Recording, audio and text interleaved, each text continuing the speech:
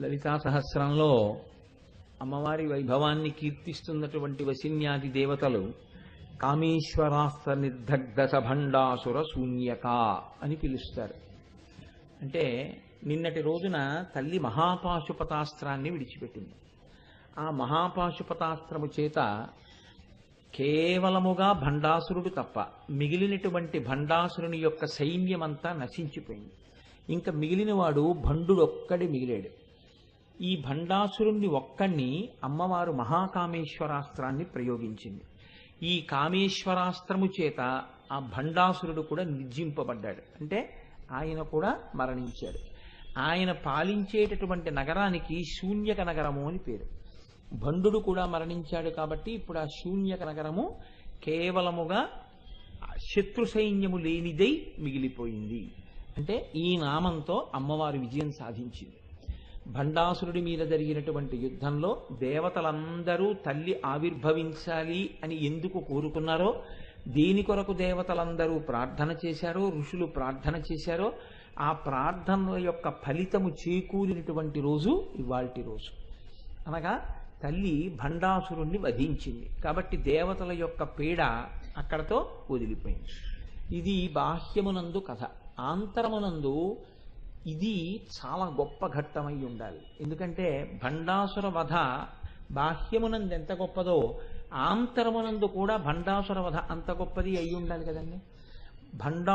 కామేశ్వరాస్త్ర నిర్దగ్ధ సభండాసుర శూన్యక అన్న మాటకు అర్థం ఏమిటంటే, భక్తిభావము చేత సాధన చేసిన, నయితి నయితి నయితి నయితి అంటూ జ్ఞాన మార్గంలో సాధన చేసిన, చిట్ట చివరికి ఏ స్థితిని చేరాలో ఆ స్థితికి చేరిపోయినటువంటి మహాపురుషుడైన వాడెవరుంటాడో ఆయన యొక్క స్థితిని సూచించేటటువంటి నామం ఇది. మీరు కొంచెం జాగ్రత్తగా పట్టుకోగలిగితే అసలు సనాతన ధర్మం అనేటటువంటి దాని యందు చెప్పబడినటువంటి మోక్ష సిద్ధాంతం ఏదుందో ఆ మోక్ష సిద్ధాంతమును నిరూపించినటువంటి మహాపురుషులందరూ ఈ నామంలోకి వచ్చేస్తారు.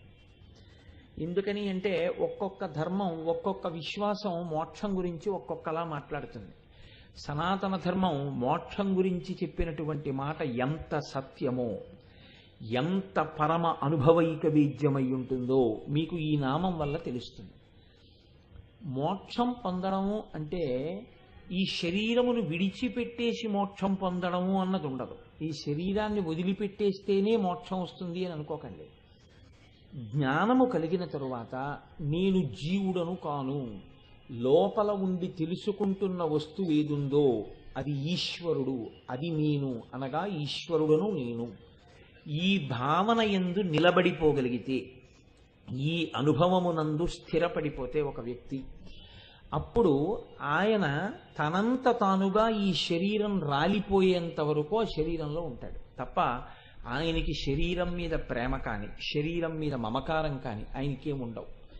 ఇది ఎప్పుడు పడిపోతుంది అని ఆయన ఎదురు చూస్తూ ఉంటాడు. ఎందుకని అంటే తనంత తానుగా చంపడు దీన్ని. ఇది తనంత తాను పడిపోతుంది. ఇది పడిపోతే తాను తానుగా స్వేచ్ఛగా అంతటా నిండిపోయినటువంటి ఆత్మ అయిపోతాడు. కాబట్టి ఈ శరీరమునందు ఉండడానికి ఇచ్చగించడు జ్ఞాని. ఈ శరీరమే నేను అనుకుని ఇది పడిపోతుందేమోననేటటువంటి బెంగతో బతుకుతుంటాడు అజ్ఞాని. ఇవి రెండు ఉత్తర ధ్రువం, దక్షిణ ధ్రువం. సాధన చెయ్యగా చెయ్యగా చెయ్యగా చెయ్యగా కట్టకడపటి స్థితి ఏది అంటే అంత నిర్భయత్వంతో ఆత్మ తానైపోయి సమాధి యందు ఆ ఆత్మ తానుగా నిలబడిపోయి ఆనందమును అనుభవిస్తూ ఉంటారు. ఇలా ఉండగలిగినటువంటి స్థితికి వెళ్ళిపోతే ఆయనకి ఇంకా జీవ సంబంధమే ఉండదు. ఆయన కేవలము పరమాత్మయ్యి ఉంటాడు. ఆయన నోటి వెంట ఒక మాట అన్నాడు అనుకోండి, ఆ మాటయే సత్యం. మీరు చాలా జాగ్రత్తగా గమనించాలి. ఆయన సత్యము పలుకుట కాదు. అటువంటి యోగి ఆయన సత్యం పలకడు. సత్యం పలకడంటే అసత్యాలు పలుకుతాడని కాదు నా ఉద్దేశం. ఆయన ఏది అంటాడో అదే సత్యం. అంటే ఉదాహరణకి చాలా అల్పాయుర్దాయంతో వెళ్ళిపోవలసినటువంటి ఒక వ్యక్తి అటువంటి యోగి దగ్గరికి వచ్చి నమస్కారం చేశాడు అనుకోండి, అసలు అటువంటి యోగులు నోరు విప్పి ఆశీర్వచనం అవి ఏ ఉండవు. అంతటా బ్రహ్మాన్ని చూస్తూ ఉంటారు వాళ్ళు. వాళ్ళ శరీరానికి ఖేదం వస్తేనే వాళ్ళు పట్టించుకోరు. ఆయన అకస్మాత్తుగా ఒకనాడు దీర్ఘాయుష్మాన్ భవ అన్నాడు అనుకోండి, అంతే వెంటనే అతనికి ఉన్నటువంటి మృత్యుదోషం పోయి అతను దీర్ఘాయుష్మంతుడైపోతాడు. ఎందుకైపోతాడు అంటే అతను పలికినది సత్యం అవుతుంది, సత్యం అతను పలకడం కాదు. ఈ స్థితికి సనాతన ధర్మంలో మహాపురుషులైన వాళ్ళు అమ్మవారి అనుగ్రహంతో ఎదిగారు, ఆ స్థితిని పొందారు. అసలు సత్యమేదో వాళ్ళకి భాషించింది. ఇటువంటి మహాపురుషులైన వారు ఉన్నారే, వారు రామకృష్ణ పరమహంస, ఒక చంద్రశేఖరేంద్ర సరస్వతి మహాస్వామి, అలాగే ఒక భగవాన్ రమణులు, అలాగే సదాశివ బ్రహ్మేంద్రులు, వీళ్ళందరూ కూడా ఆ స్థాయికి వెళ్ళిన మహాపురుషులే. మీకు నేను ఒక్క మాట చెప్తాను, రమణ మహర్షి మాటల్లో చెప్పాలి అంటే, నా సొంత మాట కాదది, నా సొంత మాట చెప్పడానికి ఆ అనుభవం ఉన్నవాడు కదా ఆ మాట చెప్పగలిగి ఉంటాడు. అజ్ఞానికి జ్ఞానికి ఎంత తేడాతో ఉంటుంది అంటే, అజ్ఞాని బియ్యం కొనుక్కుని కూలివాడి వీపు మీద బియ్యం బస్తా పెట్టి ఇంటికి తీసుకెడుతున్నటువంటి వాడు ఎలా ఉంటాడో అలా అజ్ఞాని ఉంటాడు. బియ్యం బస్తాని కూలికి మోసుకెళ్తున్నవాడు ఎలా ఉంటాడో అలా జ్ఞాని ఉంటాడు. అంటే బియ్యం బస్తాని కూలివాడు పట్టుకెడుతున్నాడు అనుకోండి, అతనికి ఎంత ఎలా ఉంటుందంటే, ఇక్కడేనా అండి ఇల్లు, ఇక్కడేనా అండి ఇల్లు అని అడుగుతుంటాడు. ఎందుకంటే ఎప్పుడు ఆ బస్తాన్ని బరువు దింపేసుకుందామా అని చూస్తాడు. యజమానికి ఎలా ఉంటుందంటే, తను మొయ్యకపోయినా అందులోంచి ఎక్కడన్నా 4 గింజలు కారిపోతాయేమో, కన్న ఉందేమో అని జాగ్రత్తగా చూసుకుంటూ ఉంటాడు. మోసేటటువంటి వాడు ఎప్పుడు వదిలేద్దామని చూస్తుంటాడు, మొయ్యని వాడు తానే మోస్తున్నానన్న లక్ష్యంతో ఉంటాడు. ఈ స్థాయికి చేరిపోతే వాళ్ళు మహాపురుషులయ్యి ఉంటారు. వాళ్ళు శరీరం పడిపోతోంది అని వాళ్ళకు ఉండదు. అందుకే మీరు చూడండి, ఇది చెప్తుంది కాబట్టే కొబ్బరి బొండానికి మనం అంత గొప్ప స్థాయిని ఇస్తాం.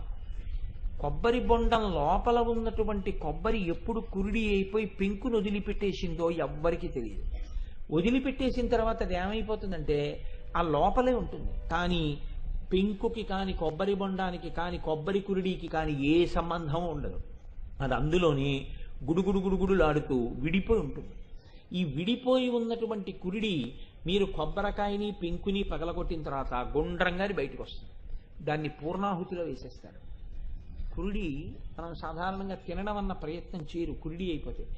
కొబ్బరికాయ కురిడి అయిపోయిందండి అని పొంగిపోతారు ఇంట్లో కొబ్బరికాయ కొట్టినప్పుడు కురిడి వస్తే. కాబట్టి అది పూర్ణ ఫలం, మనిషి యొక్క పొందవలసినటువంటి స్థితిని మనకి సూచిస్తుంది. కూలివాడు శరీరాన్ని మోసినట్టు మోస్తూ ఉంటాడు ఆ జ్ఞాని. ఇది ఎప్పుడు పడిపోతుందా అని చూస్తుంటాడు, తనంత తాను పడిపోవడాన్ని ఎదురు చూస్తుంటాడు తప్ప చంపడం. అది పడిపోవాలి. మనం అది పడిపోతుందేమోనని బెంగ పెట్టుకుని మనం ఉంటాం, ఇంతే తేడా. ఈ స్థితి ఎప్పుడు వస్తుంది అని అడిగారు. అమ్మవారి అనుగ్రహం ఎప్పుడు కలిగి అమ్మవారి యొక్క పూర్ణమైన కారుణ్యము కలుగుతుందో అప్పుడు లోపల ఉన్నటువంటి జీవభ్రాంతి పోతుందండి. ఒక్కసారి పోతుందండి, ఎంత గమ్మత్తుగా పోతుందంటే అది మీరు అప్పుడప్పుడు చూస్తూ ఉంటారు. ఇదేంటి, బాగా చీకట్లో రైలు వెళ్ళిపోతుంటుంది. వెళ్ళిపోతున్నప్పుడు ఏ 2 గంటలకి 3 గంటలకి మధ్య స్టేషన్లో దిగవలసిన వాళ్ళు ఉంటారు రాత్రి.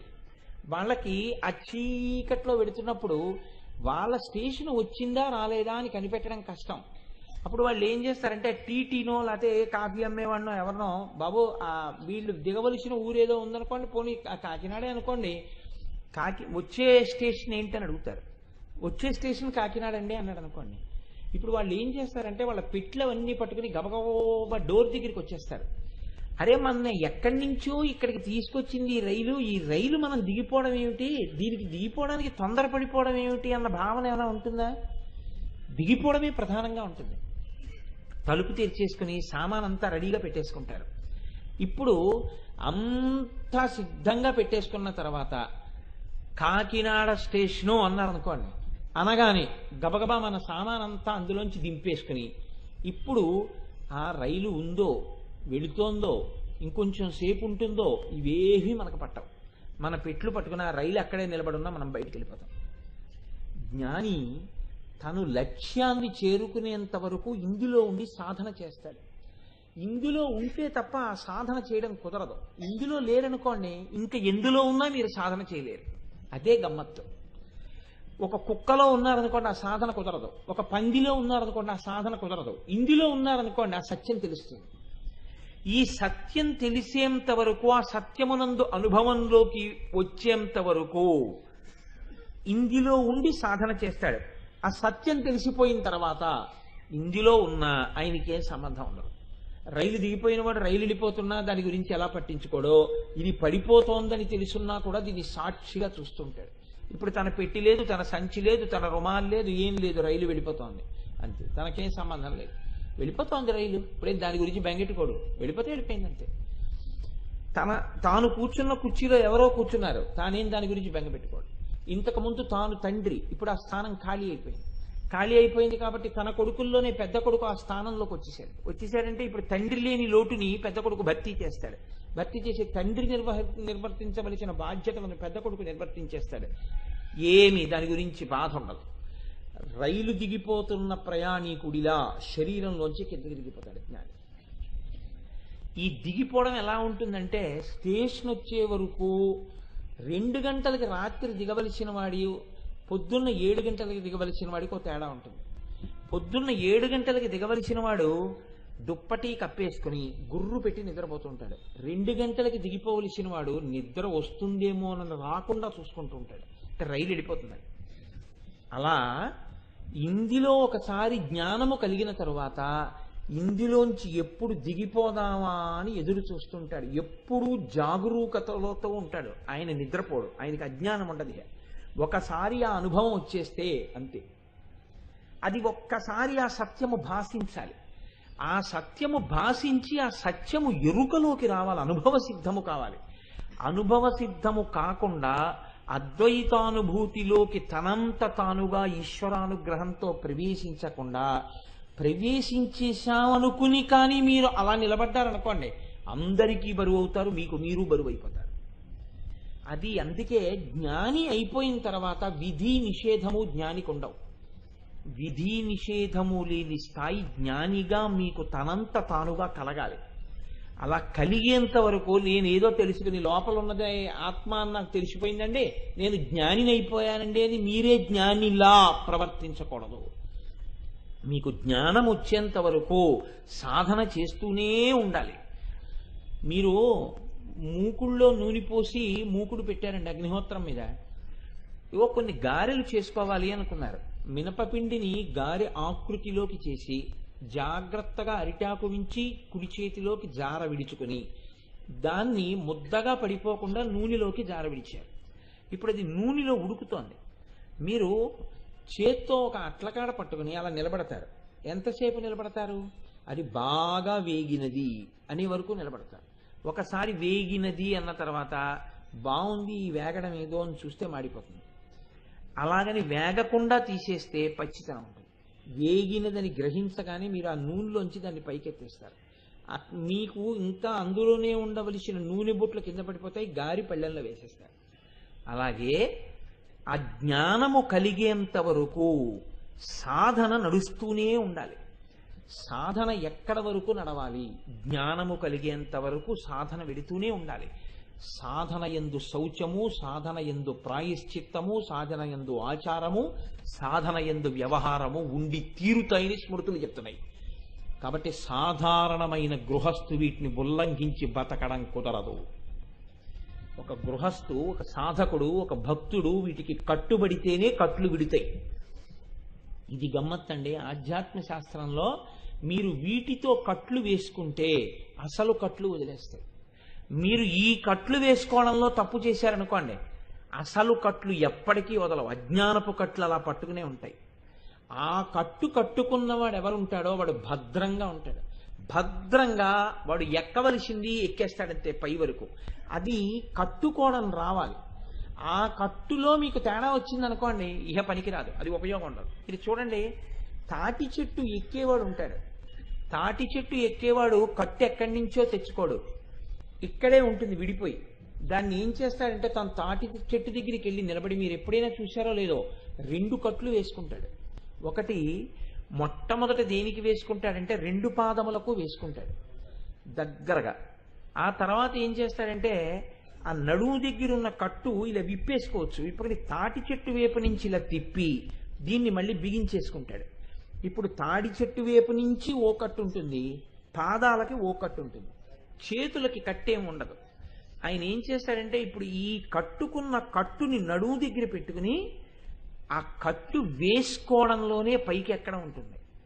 నడుము దానికి బాగా చేర్చి ఈ రెండు కాళ్ళు కట్టేసి ఉన్నాయి కాబట్టి ఇలా పట్టుకుంటాయి. ఇప్పుడు దీన్ని నడుం జారకుండా ఇలా పైకెత్తుతాడు, కాళ్ళు పైకెత్తుతాడు, మళ్ళీ ఇది కొంచెం పైకెత్తుతాడు, మళ్ళీ కాళ్ళు పైకెత్తుతాడు. మీరు ఎప్పుడైనా తాటి చెట్టు ఎక్కే వాళ్ళ వంక చూడండి. ఆ ఎక్కేటప్పుడు కట్టు బాగానే ఎక్కేస్తున్నాం కదా అని చెప్పి అతను ఆ నడుం దగ్గర కానీ కొంచెం ఎక్కువ ఇలా ప్రెషర్ పైకి అన్నాడు అనుకోండి, కిందకి జారిపోతాడు. ఎంత ఎత్తు ఎత్తాలో అంత ఎత్తుతుండాలి, ఎంతవరకు వెళ్ళాలో అంతవరకు వెడుతుండాలి. ఇలా ఎక్కుతూ శరీరాన్ని పైకి కాళ్ళు పైకి లాగుతూ ఎక్కుతాడు. ఎక్కడి వరకు ఎక్కుతాడు? తాటి మొవ్వ వరకు పెడతాడు. తాటి చెట్టు పైకి ఎక్కడి. ఈ నడువుని బాగా బరువుగా వచ్చేట్టుగా ఇలా వెనక్కి వంగి కాళ్ళు రెండు ఇలా పెట్టుకుని చక్కగా చేతిలో కత్తి పట్టుకుని తను చెయ్యవలసిన పని ఏదుందో ఏ ముంజికాయలు తీయడమో చేసేసి మళ్ళీ అలాగే పట్టు కిందకి దింపుకుంటూ మళ్ళీ కిందకి దింపుతాడు. ఇది కట్టు వేసుకోవడం వస్తే పైకి ఎక్కడం వస్తుంది, కట్టు వేసుకోవడం వస్తే కిందకి దిగడం వస్తుంది. కట్టు వేసుకోవడం అన్నదే అసలు రాలేదనుకోండి, ఎక్కడానికి దిగడానికి అది పనికిరాదు. ఈ కట్లన్నీ దేనికి వేసుకుంటామంటే గృహస్థాశ్రమపు కట్టు దేనికి అంటే ఏ కట్లు విడిపోవాలో వాటిని చేరుకోవడం కోసమని ఈ కట్లు వేసుకుంటాం. భార్య అన్న కట్టు దేనికి అంటే ధర్మ మార్గంలో ప్రయాణించడం కోసం. ప్రయాణిస్తే మీరు చిట్ట చివర చేరవలసిన పథాన్ని చేరుతారు. ఈ చేరిన మహాపురుషుల యొక్క స్థితి చాలా గమ్మత్తుగా ఉంటుంది. ఇది ఎంత చెప్పినా ఎలా ఉంటుంది అంటే అసలే అనుభవంలోకి రానివాడు చెప్పడం మొదటి దోషం. రెండో దోషం ఏమిటి అంటే ఇది వాక్కుల చేత చెప్పబడవలసినటువంటి స్థితి కాదు, అసలు అనుభవించవలసిన స్థితి అంతే. బెల్లం మొక్క తినని వాడికి బెల్లం మొక్క ఎలా ఉంటుంది ఎలా ఉంటుంది ఎలా ఉంటుంది అంటే మీరు ఏం చెప్పగలరు? తీయగా ఉంటుంది తీయగా ఉంటుంది తీయగా ఉంటుంది అని చెప్పగలరు అంతే. ఆయనే ఓసారి బెల్లం మొక్క తినేశారనుకోండి ఆయనకి తెలుస్తుంది అంతే. ఓహో ఇది కదా తీపంటే తెలిసిపోతుంది. మహానుభావులు మనకి ఎంతటి గొప్పవాళ్ళు ఉన్నారు అంటే ఇటువంటి స్థితిని పొందినటువంటి వాళ్ళల్లో మనకి సదాశివ బ్రహ్మేంద్రులు ఒకానొకప్పుడు ఆయన కావేరీ తీరంలో కూర్చుని జపం చేసుకుంటూ అంతర్ముఖులైపోయారు. ఆత్మగా నిలబడి పై శరీరాన్ని గురించి పట్టించుకోని స్థితిలో ఉంటారు. అంటే విడిపోతారు, కురిడి విడిపోయినట్టు. ఒక్కసారి పెద్ద వాన వచ్చి కావేరీ నది వరదలు వస్తున్నాయి. వరద వస్తుంటే అక్కడ ఉన్న చాకళ్ళందరూ గట్టెక్కేసి పెద్ద కేకలేశారు. పెద్ద వరదొస్తోంది వరదొస్తోంది లేవండి లేవండి అని అరిచారు. ఆయనకి చెవిలో పడలేదు ఆ మాటలు. చెవిలో పడలేదు కాబట్టి ఆయన అలాగే కూర్చుని ఉండిపోయారు. అలాగే కూర్చుని ఉండిపోతే ఏమైపోయిందంటే ఆయన మించి వరద నీరు వెళ్ళిపోయింది. వెళ్ళిపోతే కొట్టుకుపోయాడు బ్రాహ్మణుడు కూడా. ఓ 3 నెలలు అయిపోయింది. అయిపోయిన తర్వాత ఇసుక బండికి వేద్దామని చెప్పి ఒక రైతు వచ్చి పారతో ఇసుక తవ్వుతున్నాడు. తవ్వుతుంటే కంగుని చప్పుడైంది. ఏమిటని చూశాడు, పారంతా నెత్తుటితో తడిసిపోయింది. అరేరే ఏమిటి ఇంత నెత్తురు వస్తోందని ఆ ఇసుక జాగ్రత్తగా చేత్తో తీశాడు. ఆ ఇసుకలో ఉన్నారు సదాశివ బ్రహ్మేంద్రులు, అదే సమాధిలో ఉన్నారు. అప్పుడు ఈశ్వరుడి చేతనే వాళ్ళు పోషింపబడుతూ ఉంటారు. ఇది పైకి చెప్తే మీకు అలా ఉంటుందా అని అనిపిస్తుంది, కానీ నిజంగా అటువంటి మహాపురుషుల్ని చూసినప్పుడు చాలా ఆశ్చర్యంగా ఉంటుంది. నా జీవితంలో నాకు ఒక్కసారి తటస్థపడింది అలాంటి సన్నివేశం. నేను మొట్టమొదటిసారి అరుణాచలం వెళ్ళాను. నాకు అసలు అరుణాచల గిరి ప్రదక్షిణం ఎలా చేయాలో కూడా తెలియదు ఆ రోజుల్లో. మొట్టమొదటిసారి అరుణాచలం వెళ్ళి వెడుతుంటే అకస్మాత్తుగా మాకు ఒక ఆయన తటస్థపడ్డారు. నాతో శంకరం గారు కూడా వచ్చారు ఆ ట్రిప్లో. మేము వెడుతుంటే కొండ మీద నుంచి వెలుగు రేఖలు దిగుతున్నట్టుగా దిగుతున్నారు ఒక ఆయన. నన్ను తీసుకెళ్తున్న ఆయన గబగబా పక్కకి తీసుకెళ్ళి, చూడండి ఆయన కొండ మీద ఎప్పుడంటే వస్తున్నది, మేము రాత్రి మంచి కటిక చీకట్లో ప్రదక్షిణం చేస్తున్నాం. అసలు కొండ పాదం దగ్గర అడుగు పెట్టడానికి కూడా భయమే, పావుల గురించి తేళ్లు గురించి. నిర్భయంగా కొండ దిగి వచ్చేసాడండి, వెలుతురు వచ్చినట్టు వచ్చాడు ఆయన. వచ్చేస్తే మమ్మల్ని తీసుకెడుతున్న ఆయన, తర్వాత నేను గ్రహించాను ఆయన భగవాన్ రమణులే అయి ఉంటారని. ఆయన ఆపి ఇలా రండి అని తీసుకెళ్ళాడు నన్ను. అటు వెళ్ళకూడదు, దేవతలు ప్రదక్షిణం చేసే మార్గం అది, కానీ అటు రండి అని తీసుకెళ్ళాడు. ఆయన కిందికి దిగాడు ఆ కొండ మీద. ఆయనతో ఏదో మాట్లాడి ఇద్దరు మాట్లాడుకున్నారు, ఒక 2 నిమిషాలు, ఆయన వెళ్ళిపోతున్నారు.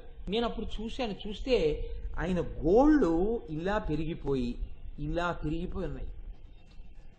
అంటే ఆయన ఏదో ఒక మహాపురుషుడు ఆ రోజున మాకు కనపడాలి కాబట్టి కనపడ్డాడేమో కానీ, లేకపోతే అంత కటిక చీకట్లో ఎందుకు దిగొస్తారండి కొండ? అది బహుశः భగవాన్ రమణులే ఆ రోజున మాతో అలా వచ్చి ఇక్కడ ఉండే సిద్ధ పురుషుల గురించి వీడికి చూపించాలి అని అనుకున్నారు. ఎప్పుడూ అరుణాచలం అరుణాచలం అంటూ ఉంటాడు కదా, వీడికి చూపించాలనుకున్నారే. అటువంటి మహాపురుషులకు ఆలవాల మీ జాతి. అసలు నిజంగా సనాతన ధర్మం యొక్క గొప్పతనం అంతా ఎవరి వల్ల నిలబడిందంటే అటువంటి మహాపురుషులు నిరూపించారు ఆత్మ యొక్క స్థితి ఎలా ఉంటుందో. వాళ్ళ వల్ల నిలబడింది గౌరవం అంతా. కాబట్టి సదాశివ బ్రహ్మేంద్రులు 3 నెలలు ఇసుకలో ఉండిపోయిన తర్వాత కూడా పార తగిలితే ఆ ఇసుక తీస్తే ఆయన్ని పిలిస్తే బహిర్ముఖులయ్యారు. రామకృష్ణ పరమహంస ఎవరైనా పాట పాడుతుంటే చిన్నపిల్లాళ్ళ నాట్యం చేస్తూ సమాధిలోకి వెళ్ళిపోయి కింద పడిపోయేవారు స్పృహ తప్పి.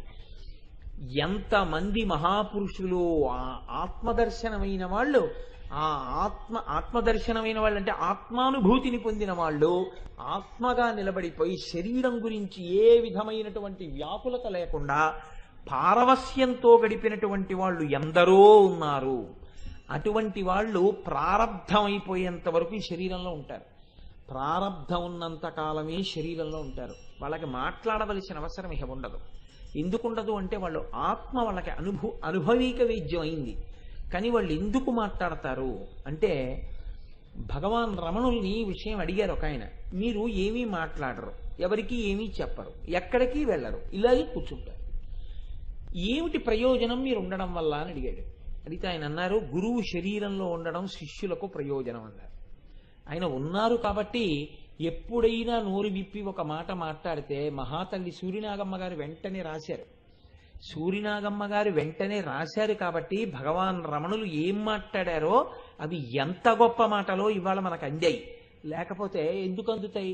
ఒక రోజు మొత్తం మీద ఆయన ఒక్క మాట మాట్లాడితే అది సమస్త వేదముల యొక్క సారాంశమై ఉండేది. అటువంటి మాట మాట్లాడతాడు గురువు.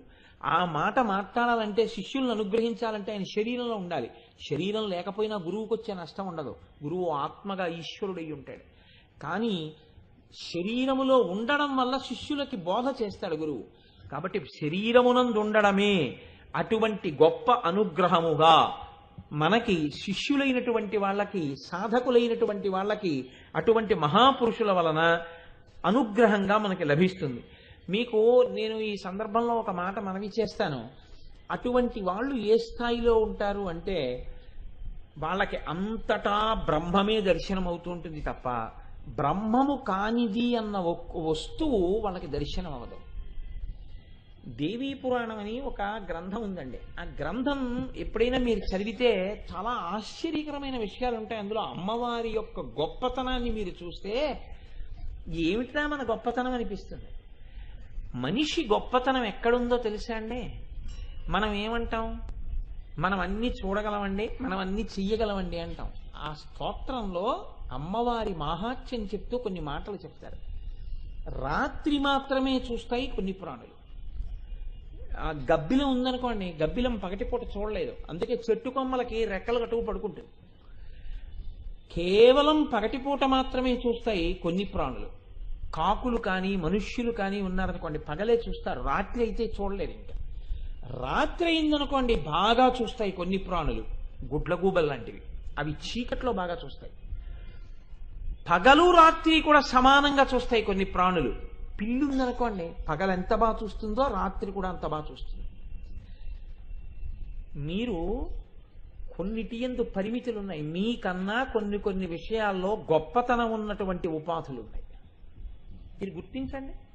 అన్నిటికన్నా గొప్పది చూపండి. సర్వేంద్రియాణం నయనం ప్రధానం సర్వస్య గాత్రస్య శిర ప్రధానం. అన్నిటికన్నా గొప్పది కన్నైతే, అన్నిటికన్నా గొప్పది చూపైతే, ఆ చూపు మీకన్నా బాగా రాత్రి పగలు చూడగలిగిన ప్రాణులు ఉన్నాయి. కానీ ఆ ప్రాణి యొక్క దర్శనమే దుశ్శకునం.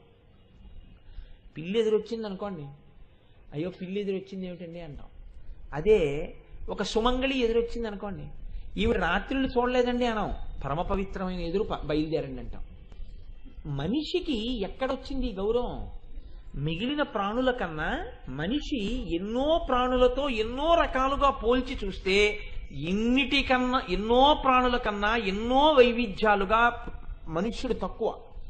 అయినా మనిషికి గొప్పతనం ఎక్కడిది అంటే మనిషి సత్యము తెలుసుకోగలడు. అసలు తానెవరు, ఆత్మ ఏది తెలుసుకోగలిగిన శక్తి ఉన్న ప్రాణి మనుష్యుడొక్కడే. ఇది తెలుసుకున్న తర్వాత మనుష్యుడు ఏం చేస్తాడో తెలుసా అండి? అంతటా ఆత్మనే చూస్తాడు. అప్పుడు ఆయన దేన్ని చెనకడానికి ఇష్టపడడు. చంద్రశేఖర పరమాచార్య స్వామి వారు ఒకానొకప్పుడు మాట్లాడుతూ ఒక గోడకి చెరగిలబడి సమాధిలోకి వెళ్ళిపోయాడు. ఎవ్వరూ కదపలేదు, ఆయన అలా ఉండిపోయారు. ఉండిపోతే అక్కడ చెదపురుగుల పుట్ట ఒకటి ఉంది. ఆ చెదపురుగులు ఆయన వీపంతా పట్టి కురికేస్తున్నాయి. ఆయన కొంతసేపటికి బహిర్ముఖులయ్యారు. బహిర్ముఖులైన తర్వాత ఆయన తల మీద ఏకవస్త్రం కట్టుకుని ఉంటారు. ఆ ఏకవస్త్రాన్ని ఇలా తీసి జాగ్రత్తగా వీపు మీద బట్ట తీసి కిందకి జార్చి శిష్యుణ్ణి పిలిచి, నా వీపుని చెదపురుగులు కొరుకుతున్నాయి, ఒక్క చెదపురుగు కూడా చచ్చిపోకుండా ఒక్కొక్కటి జాగ్రత్తగా నన్ను కొరికేటప్పుడు అవి తాదాత్మ్యతతో ఉంటాయి కొరుకుతూ. కాబట్టి వాటిని కొంచెం ఇలాను కదులుతాయి. కదిలిన తర్వాత దాన్ని జాగ్రత్తగా పట్టుకుని గోడ మీద పెట్టేసేయి. ఈలోగా నన్ను కరిస్తే కరవని, కానీ ఒక్క చెదపురుగు కూడా మరణించకూడదు అని వీపిలా పెట్టైన కూర్చుంటే శిష్యుడు జాగ్రత్తగా చెదపురుగుల్ని తీసి గోడ మీద పెట్టడానికి ఓ అరగంట పట్టింది. ఈ అరగంట తర్వాత ఆయన వీపు చూస్తే ఎర్రటి దద్దుర్లు తేలిపోయి ఉన్నాయి. ఆయన అడిగిన ప్రశ్న ఏంటంటే, ఒక్క చెదపురుగు కూడా చచ్చిపోలేదు కదా అని అడిగారు. ఈ స్థాయికి జ్ఞాని అలా ఉంటాడు. జ్ఞానిది ఆ స్థాయి. అక్కడికి చేరిపోయిన తర్వాత జ్ఞాని తప్ప ఇంకా మధ్యలో ఎక్కడకున్నా 100 యోజనములు దాటితేనే హనుమ, 99 యోజనములు దాటినా కూడా హనుమ కాడు. 100 దాటాలి.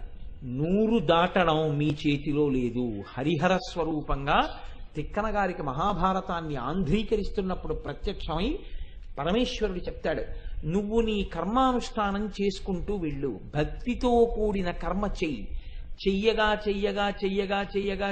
నేను ఎప్పుడూ అనుగ్రహిస్తాను. ఆ అనుగ్రహములోంచి నీకు జ్ఞానము కలుగుతుంది. ఆ జ్ఞానము ఎప్పుడైతే కలిగిందో అప్పుడు నీకు ఎరుక వచ్చేస్తుంది. ఇదంతా ఉన్నది ఆత్మ ఒక్కటే. ఈ ఆత్మ ఒక్కటే అన్న భావన నీకు ఎప్పుడు ఏర్పడిందో ఆ క్షణంలోనే నీవు ముక్త పురుషుడవు. అటువంటి వాళ్ళకి ప్రధానంగా వచ్చేటటువంటి లక్షణం ఏమిటో తెలుసా అండి? వాళ్ళు 3 భేదములు దాటుతారు. ఇది కామేశ్వరాస్త నిర్దగ్ధ సభండాసుర శూన్యక అన్న నామానికి మీరు అన్వయం చేసుకోవలసినటువంటి అర్థం. ఇవి నాకు గోచరిస్తున్నాయి ఇంకాను అన్నంతసేపు కూడా మీరు ఇంకా స్థాయిని పొందలేదు.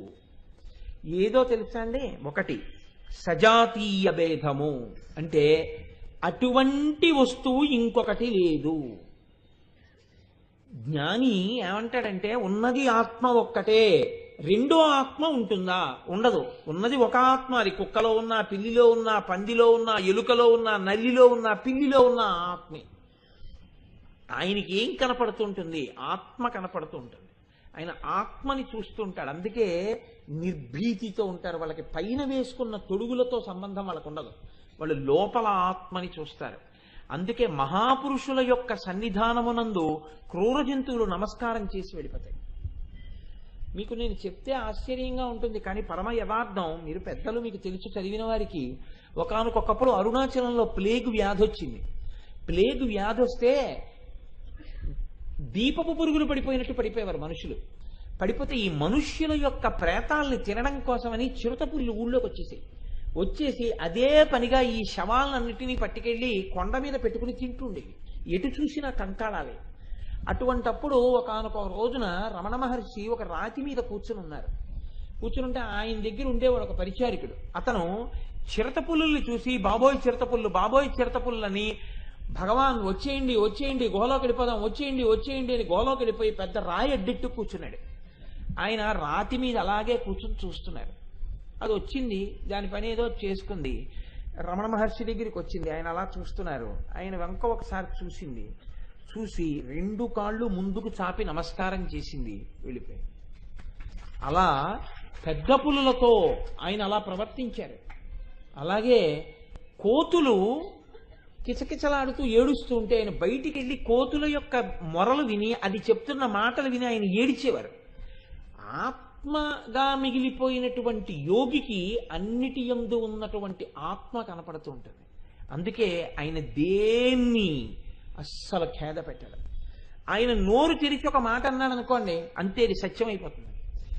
ఇలా మొట్టమొదట ఆయన దృష్టిలో ఏమిటి అంటే అది తప్ప ఇంకేముందండి అంటుంటాడు. అది తప్ప ఇంకోటి ఏది? సజాతీయ భేదము లేదు. సజాతీయ భేదం అంటే అది తప్ప ఇంకొకటి లేదు. అలా కాకుండా నీకు అప్పుడప్పుడు భేదాలు ఇంకా కనపడుతున్నాయి.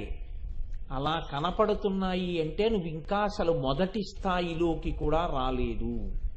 అంతటా ఆత్మగా నీకు కనపడము కుదరట్లేదు. చిలక పలుకులు చెప్పడం చాలా తేలిక. పంచదార చిలకలన్నిటిలో పంచదార ఉన్నది.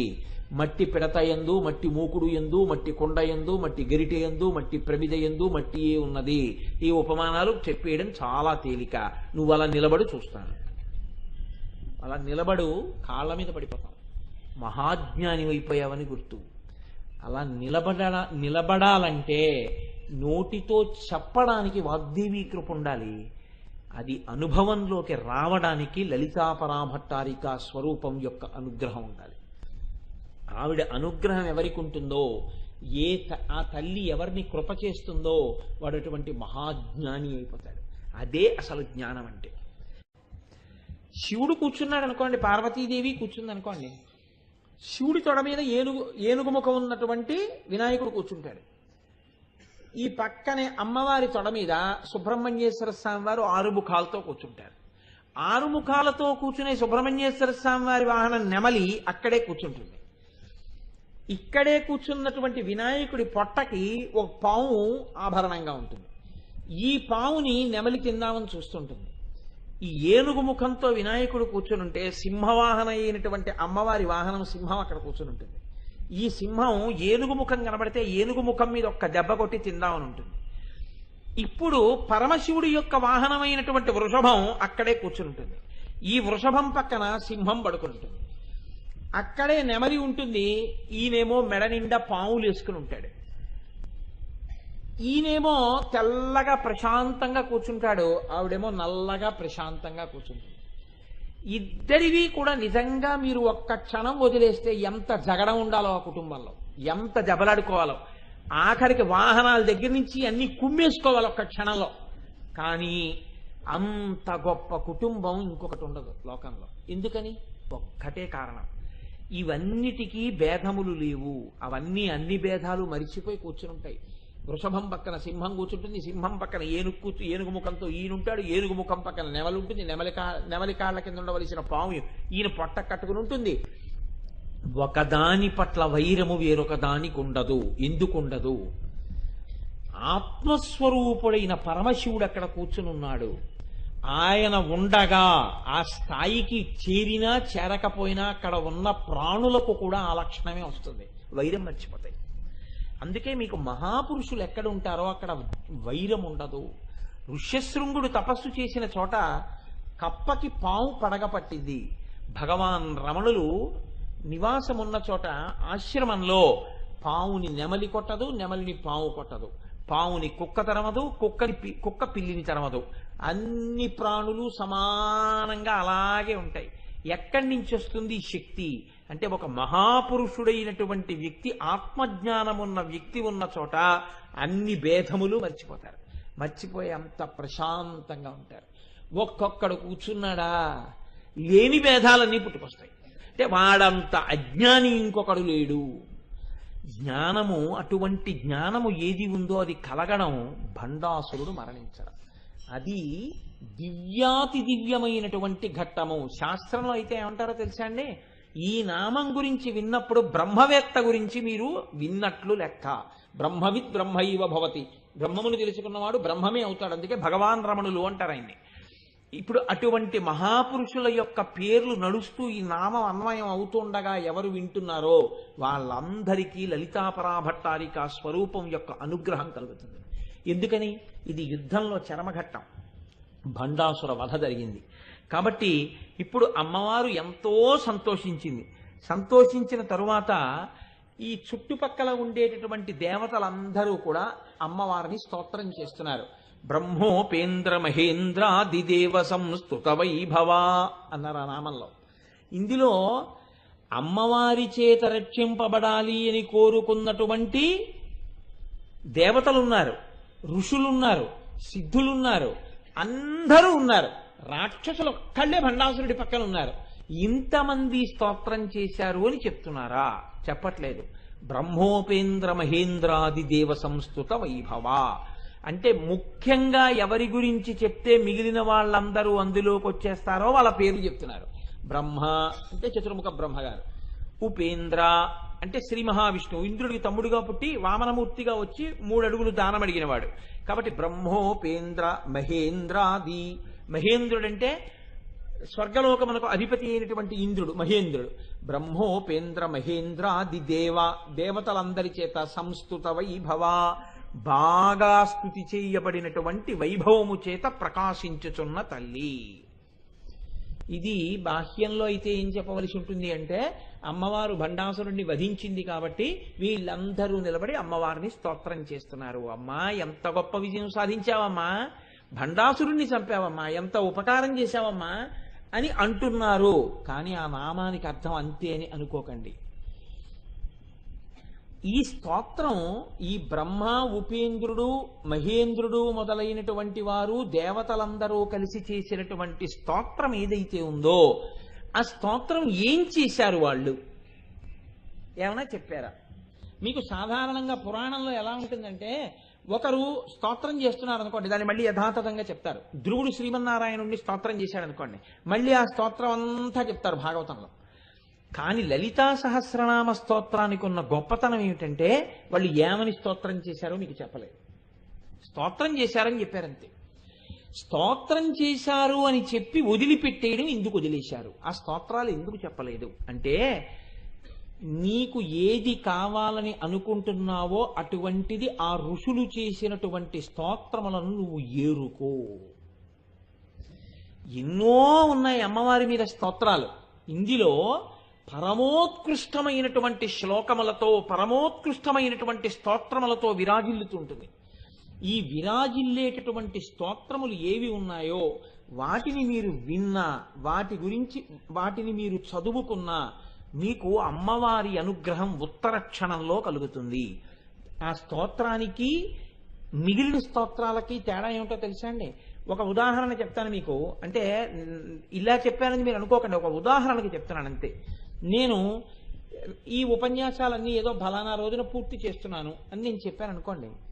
అప్పుడు ఆ ఉపన్యాసాలు పూర్తయిపోయిన రోజున ఏమంటారంటే బాగుండదు కదా, వీడు తెలిసి చెప్పాడో తెలియక చెప్పాడో, చెప్పాడు కదా పాపం బొత్తిగా ఏదో చెప్పాడు ఏంటంటే బాగుండదు కదా, ఈయన చాలా కష్టపడ్డారు ఇన్ని రోజుల నుంచి పాపం, ప్రతిరోజు మీ అందరికీ మనందరికీ ఈయన ఏదో చెప్పారు, మనందరం చాలా సంతోషించామని ఓ మాట అంటారు. అంటే ఏమిటంటే స్తోత్రము అంటే ఈయన పట్ల సంతోషంతోనైనా అనొచ్చు, లేకపోతే అలా అనకపోతే బాగుండదనైనా అనొచ్చు ఏదో రకంగా.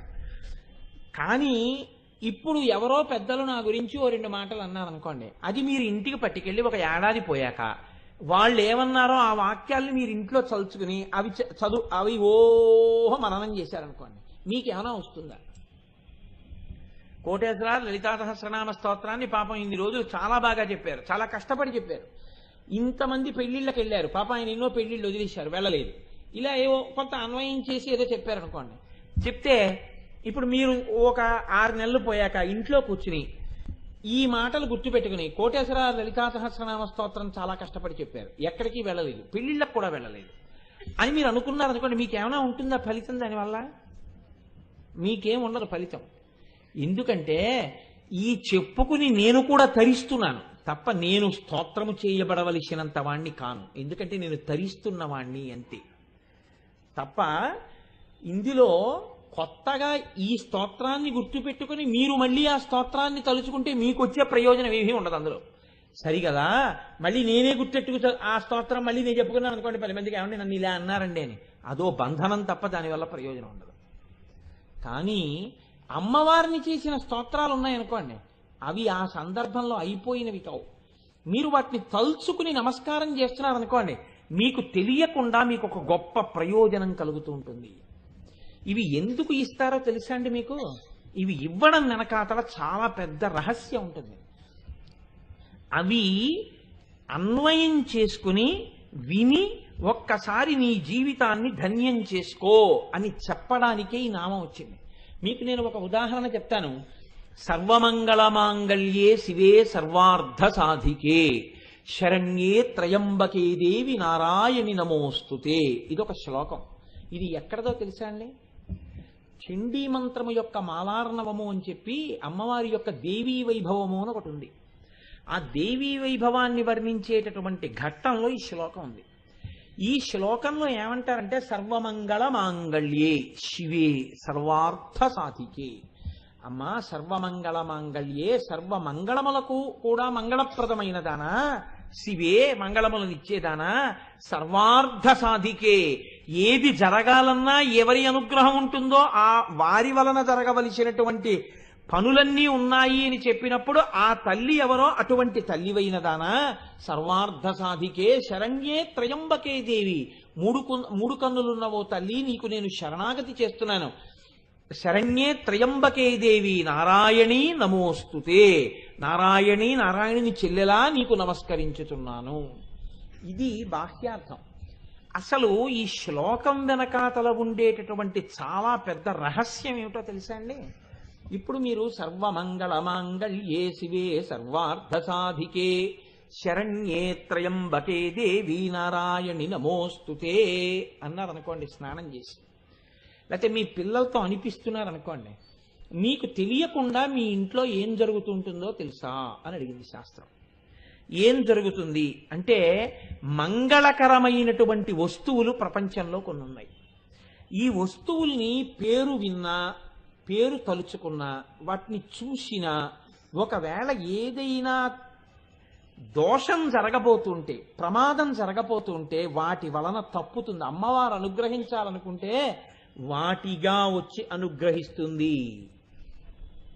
ఇక్కడే ఈ సభలోనే ఉన్నారు ఒక ఆయన, నాతో పాటు రోడ్డు మీద కలిసి ఇంటికి వచ్చారు. వీధి గేటు దగ్గర నిలబడి మాట్లాడుతున్నాను ఇలా చేతులు వెనక్కి పెట్టుకుని. ఎందుకు వచ్చిందో తెలియదు, ఎక్కడి నుంచో ఒక ఆవు వచ్చి నా చేతులు నాకుతోంది. నాకుతుంటే అరే ఆవు వచ్చిందే పాపం, దీన్ని ఇలా పంపించడం ఎందుకు అని నేను నా భార్యని పిలిచి 4 అరటిపళ్ళు ఇవ్వవే అన్నాను. అంటే నా దగ్గర ఉన్న ఆయన పరిగెత్తుకుంటూ వెళ్ళి తీసుకొచ్చి ఆ అరటిపళ్ళు అవి ఆ ఆవుకి పెట్టారు. అదే రోజు ఆయన మోటార్ సైకిల్ మించి పడిపోయి తల పగిలిపోయి చాలా ప్రమాదకరమైన స్థితికి వెళ్ళిపోవలసిన వ్యక్తి కౌకు దెబ్బలతో బయటకు వచ్చేశారు. నాకు తెలియదు ఈ విషయం, ఆయనే నాకు వచ్చి చెప్పారు ఇవాళ పొద్దున్న. గురువుగారు, నేను ఆ రోజు ఆవు రూపంలో నన్ను అమ్మవారే వచ్చి నా చేత అరటిపండు పెట్టించుకుని ఈ ఫలితాన్ని అడ్డుపెట్టి నాకు అకాల మృత్యువు రాకుండా ఆ తల్లి నన్ను కాపాడినది, లలితా సహస్రం వింటుండడం నన్ను కాపాడేసిందండి అన్నారు. అది భక్తి. కాబట్టి చూడండి, కొన్ని వస్తువులు ఉంటాయి. ఈ శ్లోకం చెప్పినప్పుడు ఏమవుతుందంటే ఆ వస్తువులనన్నిటినీ చూసిన ఫలితం, ఆ వస్తువులన్నిటి పేర్లు మీరు చెప్పిన ఫలితం మీ ఖాతాలో వేస్తారు. ఏవి ఆ వస్తువులు? ఆ పేర్లు వింటే చాలండి. ఒక్కసారి ఆ పేర్లు విన్నా, వస్తువుల్ని ముట్టుకున్నా చాలు. అవి మొట్టమొదటిది బ్రహ్మవేత్త. ఎవరు బ్రహ్మవేత్త అయి బ్రహ్మజ్ఞానంతో ప్రకాశిస్తూ ఉంటాడో, పరమ భక్తి జ్ఞానముల యొక్క ఆలవాలమై ఉంటాడో, అటువంటి మహాపురుష దర్శనమే చాలు, దౌర్భాగ్యములు నశిస్తాయి. రెండవది గోవు. ఆవు కనపడినా, ఆవుకి మీ చేత్తో ఏదైనా పెట్టినా, ఆవు కనపడగానే మీరు చెప్పులు విప్పి దాని పృష్ఠభాగానికి నమస్కారం చేసి వెళ్ళిపోయినా, దాని గంగడోలు ముట్టుకుని నిమిరినా, ఆఖరికి ఇంత పండో కాయో మీరు ఆవుకి పెట్టినా, అది ఉత్తర క్షణంలో సాక్షాత్తు మీరు లలితాపరాభట్టారికకే పెట్టిన మహానైవేద్యమై మిమ్మల్ని కాపాడుతుంది. గోవు అమ్మవారు పరమమంగళప్రదమైన వస్తువు లోకంలోది. 3 అగ్నిహోత్రము. అగ్నిహోత్రం ఎక్కడైనా మంట కనపడింది అనుకోండి, మంట పరమ పవిత్రము. మంటకి అసలు అశౌచం అన్నది ఉండదు. శవాన్ని కాల్చినా మంట మంటే, దానికి ఏం అశౌచం ఉండదు. పాలు కాచినా మంట మంటే, నిత్యాగ్నిహోత్రంలో అగ్నిహోత్రమైనా మంటే. మంట అంత గొప్పది. అందుకే మంట ఎక్కడున్నదో ఆ మంట అంత మంగళప్రదమైన వస్తువు. 4 బంగారము. బంగారము యొక్క దర్శనం చేత పాపములు పోతాయి.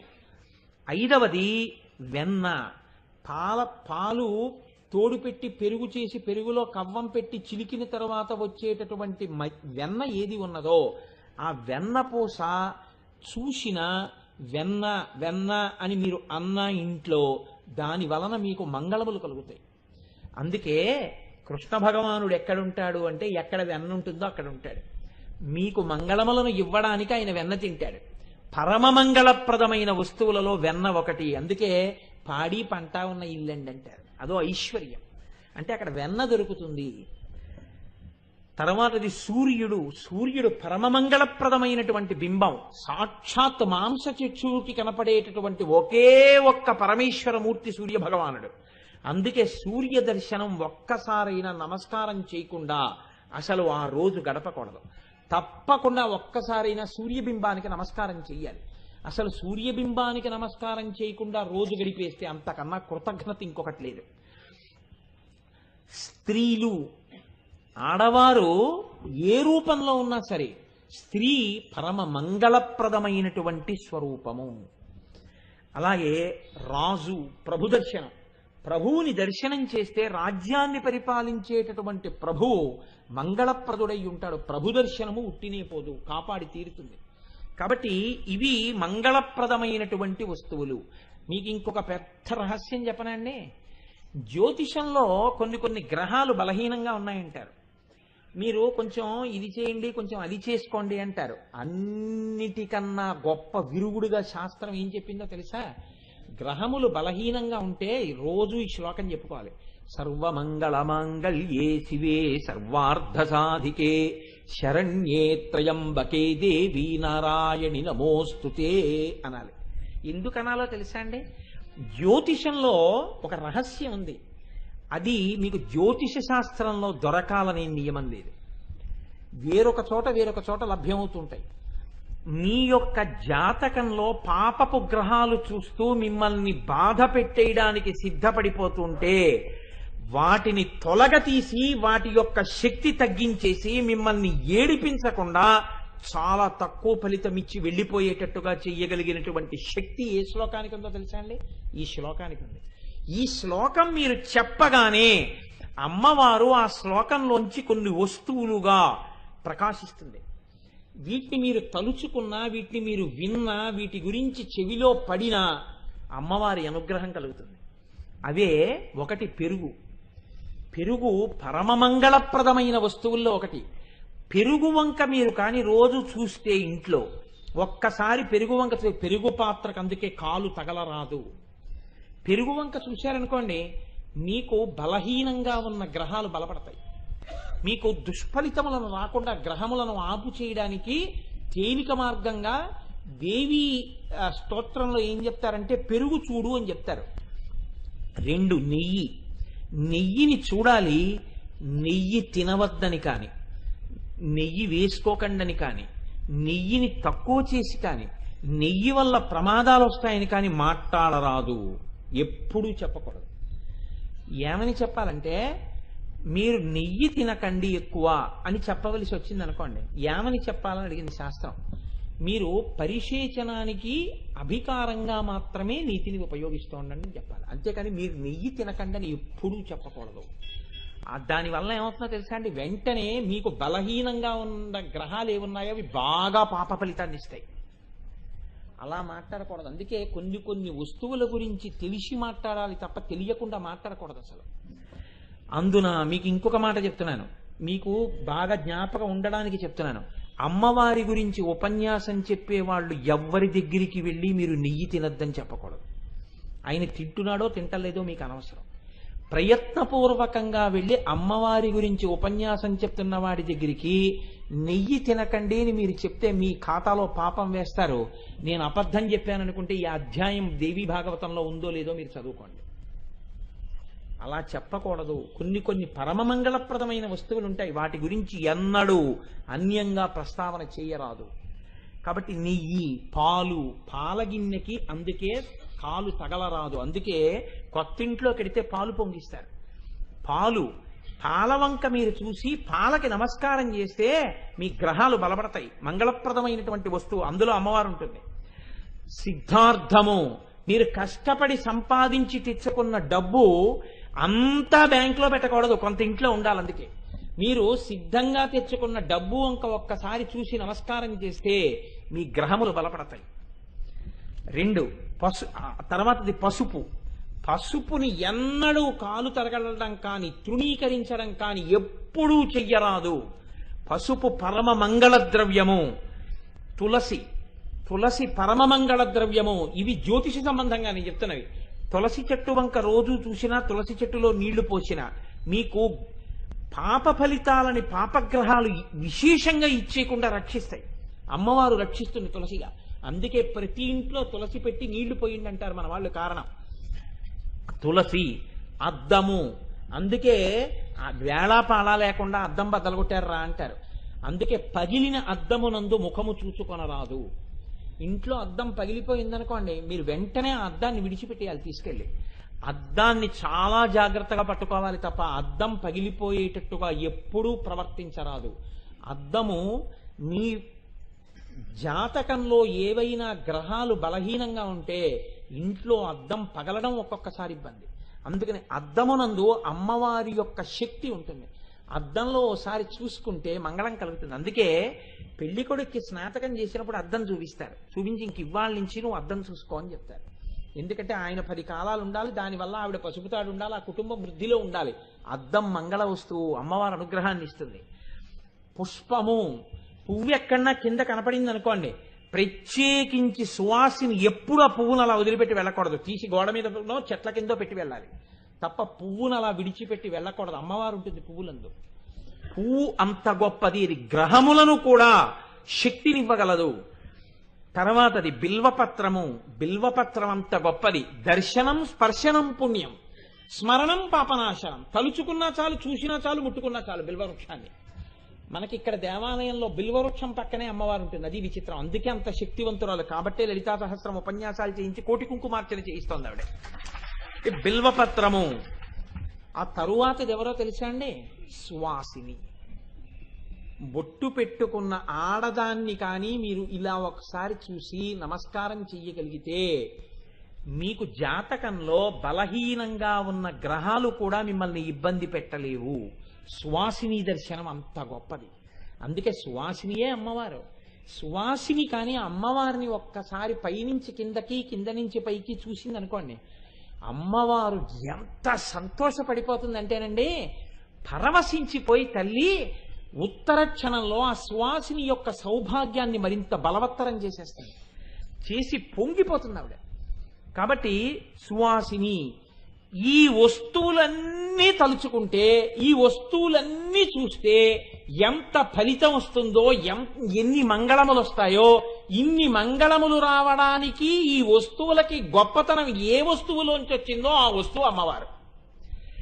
ఆవిడ్ని తలుచుకోవడానికి ఈ శ్లోకం ఎవరు చదువుతారో దేవీ మహాత్మ్యంలోంచి వారు ఈ వస్తువులన్నీ రోజు వెళ్ళి చూసినట్టే.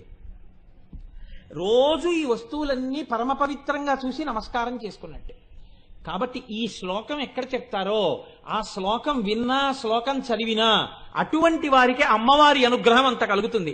ఉట్టినే చెప్పలేదండి. బ్రహ్మోపేంద్ర మహేంద్రాది దేవ సంస్కృత వైభవాన్ని ఆ శ్లోకం చెప్పుకో తరించిపోతావు. ఇప్పుడు మీరు చెప్తారా చెప్పరా అని చెప్తే ఎందుకు చెప్పరు? ఎవరు చెప్పరు? కాబట్టి నేనంటాను, మీరనండి. సర్వమంగళమాంగళ్యే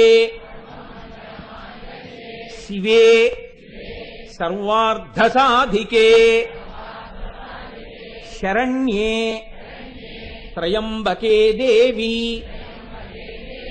నారాయణి నమోస్తుతే. ప్రతిరోజు స్నానం చేయగానే ఒక్కసారి సూర్యబింబం వంక తిరిగి నమస్కారం చేస్తూ ఈ శ్లోకాన్ని కానీ మీరు ఇంట్లో చెప్పారనుకోండి, చక్కగా ఇంట్లో పిల్లలకి కూడా ఈ శ్లోకం నేర్పితే ఇల్లు 10 కాలాలు చక్కగా సౌభాగ్యవంతంగా సంతోషంగా ఉంటుంది అమ్మవారి అనుగ్రహంతో. ప్రతి వారికి ఈ శ్లోకం రావాలి. అంత గొప్ప శ్లోకం. ఇన్ని మంగళప్రదమైన వస్తువులు ఆ శ్లోకంలోకి వచ్చేస్తాయి. మీరు ఇవన్నీ చూసినట్టే, ఇవన్నీ నమస్కారం చేసినట్టే.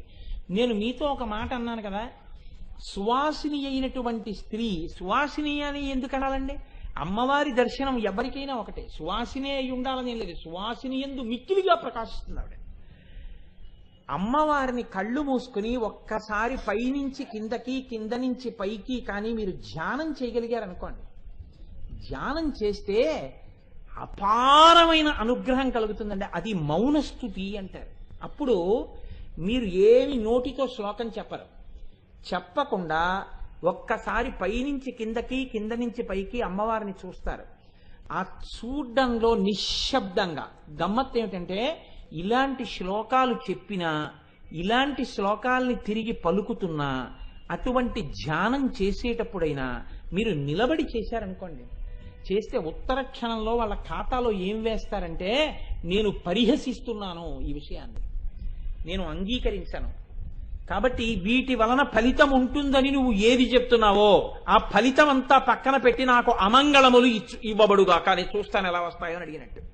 అందుకే ధ్యానమునందు ఈశ్వర స్తోత్రం గొప్ప గొప్ప శ్లోకముల యందు తీర్థం తీసుకునేటప్పుడు ఒక్క క్షణం కూర్చోవడమే మంచిది యథార్థమునకు. కాబట్టి నేను పరమ ప్రీతితో, పరమ భక్తితో మీకు ఇచ్చే సలహా ఏమిటంటే, ఎవ్వరూ ఎక్కడా దయచేసి నిలబడవద్దు. ఎక్కడ ఉన్న వాళ్ళైనా కూర్చోండి. నిలబడాలనుకుంటే నా కంటికి కనబడేటట్టు నిలబడవద్దు, పక్కకి వెళ్ళిపోండి. ఎందుకంటే నేను అది చెప్పేటప్పుడు నా ఎదురుగుండా నిలబడి ఉండవద్దు, పక్కకి వెళ్ళిపోండి. లేదు కూర్చోవాలనుకుంటే అది చెప్పినంతసేపు కూర్చుని ఉండండి. ఎందుకంటే ఒక మర్యాద అన్నప్పుడు ఆ మర్యాద అలాగే ఉంటుందంతే. నేనిప్పుడు మీకు ఇవాళ నేను ఎలాగో ఈ మాట చెప్పాను కాబట్టి మీకు నేను ఇప్పుడు ఒక గొప్ప అవకాశాన్ని కల్పించే ప్రయత్నం చేస్తాను. ఏమీ ఇప్పుడు ఇబ్బంది ఏమీ రాదు. పరాశక్తి సభ నిండా నిండి నిబిడీకృతమయ్యింది. మీ అందరికీ అమ్మవారు రక్షణ చేస్తూనే ఉంటుంది, ఏమీ బెంగపెట్టుకోక్కర్లేదు. నేను మళ్ళీ చెప్పేంత వరకు మీరెవ్వరూ కన్నులు తెరవవద్దు. ఇప్పుడు నేను చెప్పే వరకు అలా తెరిచి ఉంచండి. నేను అమ్మవారిని తల దగ్గర నుంచి పాదాల వరకు, పాదాల దగ్గర నుంచి తల వరకు అమ్మవారిని చెప్తాను. చెప్పేటప్పుడు మీరు బాహ్య నేత్రాలు కానీ తెరిచి ఉంచారనుకోండి, డిస్టార్ట్ అయిపోతుంది, ఇంకోటి వెళ్ళిపోతుంది. మీరు నా మాట ఒక్కటే వింటుండండి. నా మాట ఒక్కటే వింటున్నప్పుడు నేను అమ్మవారిని కిరీటం దగ్గర నుంచి పాదాల వరకు, పాదాల దగ్గర నుంచి కిరీటం వరకు చెప్తాను. మీరేమీ చెయ్యక్కర్లేదు, నేను చెప్తున్న మాటలు అలా వింటుండండి. అలా వింటూ నేను చెప్తున్న వర్ణన ప్రకారం అలా అమ్మవారి వంక ఒక్కసారి చూసే ప్రయత్నం చేయండి. మీరు సమస్త స్తోత్రములు చేసేసినట్టు లెక్క మౌనమునందు, గోపాలకృష్ణ గారు. కాబట్టి ఇదే సమయంలో మీకు ఒక గొప్ప అనుగ్రహాన్ని కూడా ఇవాళ కల్పిస్తాం. ఏమిటో తెలుసా అండి, ఇంత దూరం వచ్చాం కాబట్టి, ఎలాగో ఇంత మంగళప్రదమైనటువంటి ధ్యానం చేయబోతున్నారు కాబట్టి ఈ నామంలో మీరు కన్నులు మూసుకుని ఉన్నప్పుడు సువాసినియా సువాసిని కాదా అని కానీ ఏమి నియమం లేదు. మీరు చెయ్యవలసింది ఒక్కటే, మీరు మీ పవిట కొంగుని ఇలా చాపండి. ఇలా చాపి కళ్ళు మూసుకు కూర్చోండి. అలా చాపి కూర్చుంటే ఏంటంటే, అమ్మవారి దగ్గర కానీ పెద్దల దగ్గర కానీ పవిట కొంగు చాపితే గుర్తేమి, అమ్మా నా భర్త, నా పిల్లలు, నా కుటుంబం సర్వ విధాల వృద్ధిలోకి రావాలి. ఇలా వృద్ధిలోకి రావడానికి నువ్వు నన్ను అనుగ్రహించు అని అడిగితే, అందుకే స్త్రీ చేతులు పట్టి పుచ్చుకోకూడదు, పవిట కొంగు చాపి పుచ్చుకుంటుంది. పవిట కొంగు చాపి మీరు ఇలా కూర్చుని నేను చెప్తున్నది వింటుంటే అమ్మవారు మిమ్మల్ని అనుగ్రహించేసినట్టుగా గుర్తు మీ ఒళ్ళో పడిపోతుంది. మీరు కన్నులు విప్పి చూసుకుందరు కానీ మీ ఒళ్ళో అమ్మవారి అనుగ్రహం ఉంటుంది. మీరు చూసుకుందరు కానీ మీ అందరి ఒళ్ళో ఉంటుంది. ఏమిటి ఉంటుంది అని మీరు కంగారు పడిపోయి కళ్ళు తెరవకుండా నేను అది కూడా చెప్పేస్తున్నాను. మీ అందరి ఒళ్లలో కుంకుమార్చనకి సంబంధించినటువంటి టోకెను, అమ్మవారికి అమ్మవారు మీకు బహూకరిస్తున్నటువంటి అంగరాగము ఉంటాయి. ఇంకంతకన్నా ఏమిటండి, మీరు అది పట్టుకెళ్ళి ఇంకో సువాసిని తేవచ్చు. మీరు అలాగే పవిట చాపికి కూర్చోండి. మీరు ఎవ్వరు ఏమీ మాట్లాడక్కర్లేదు, అమ్మవారు వస్తుంది మీ దగ్గరికి. వచ్చి అమ్మవారు మీ పవిట కొంగులో వేసి వెళ్ళిపోతుంది. ఎవ్వరికైనా అందకపోతే కొంతసేపు అయ్యాక నేను అడుగుతాను, అందని వాళ్ళుంటే చెయ్యొద్దండి అని. వాళ్ళకి అలా అందకుండా ఏ కార్యకర్త అయినా వదిలిపెడితే వాళ్ళకి 2 కార్డులు 2 ప్యాకెట్లు ఇస్తారు. అబద్ధం మాత్రం ఆడకూడదు చూసమండి. మీరు అలా ఆర్డర్ నాకు తెలుసు. చక్కగా మీ పవిట కొంగులు చాపి కూర్చోండి. మగవాళ్ళు మీకు కూడా అమ్మవారి అనుగ్రహం కావాలి కదండి, మీకు కూడా ఏంటి మనందరికీ కావాలి అమ్మవారి అనుగ్రహం. పురుషుడు ఎలా అర్థించాలో తెలుసా? పురుషుడు ఎప్పుడూ ఇలా అడగాలి భగవంతుణ్ణి అడిగినప్పుడు. అందుకే మీరు కళ్ళు మూసుకుని ఇలా చేతులు చాపి కూర్చోండి, మీకు కూడా అమ్మవారి అనుగ్రహం అందుతుంది, మీకు అందుతుంది. మీరు దాన్ని చక్కగా మీరు వేరొక సువాసినికి ఇచ్చి మీరు అనుగ్రహాన్ని పొందొచ్చు. ఇప్పుడు నేను ప్రారంభం చేసే ముందు మీ అందరూ కన్నులు మాత్రం మూసేసుకోండి. కన్నులు మూసుకోకపోతే ఏమవుతుందంటే నేను చెప్పినా మీకు లోపల భావగోచరం అవదు. ఏమి అమ్మా మీకెవ్వరికీ ఏమి ఇబ్బంది లేదు, నేను హామీ, పరాశక్తి ఇక్కడే ఉంది, తల్లి మిమ్మల్ని నన్ను అందరినీ కాపాడుతుంది. అందరూ కళ్ళు మూసుకోండి, నేను చెప్తాను, మీరు అలా వింటూ ఉండండి చాలు. ఎవ్వరూ కళ్ళు తెరిచి కనపడకూడదు, నేను చూస్తుంటాను. అందరూ కళ్ళు మూసేసుకోండి, అందరూ మగ ఆడ అందరూ నేను చెప్తున్నవి వినండి అంతే.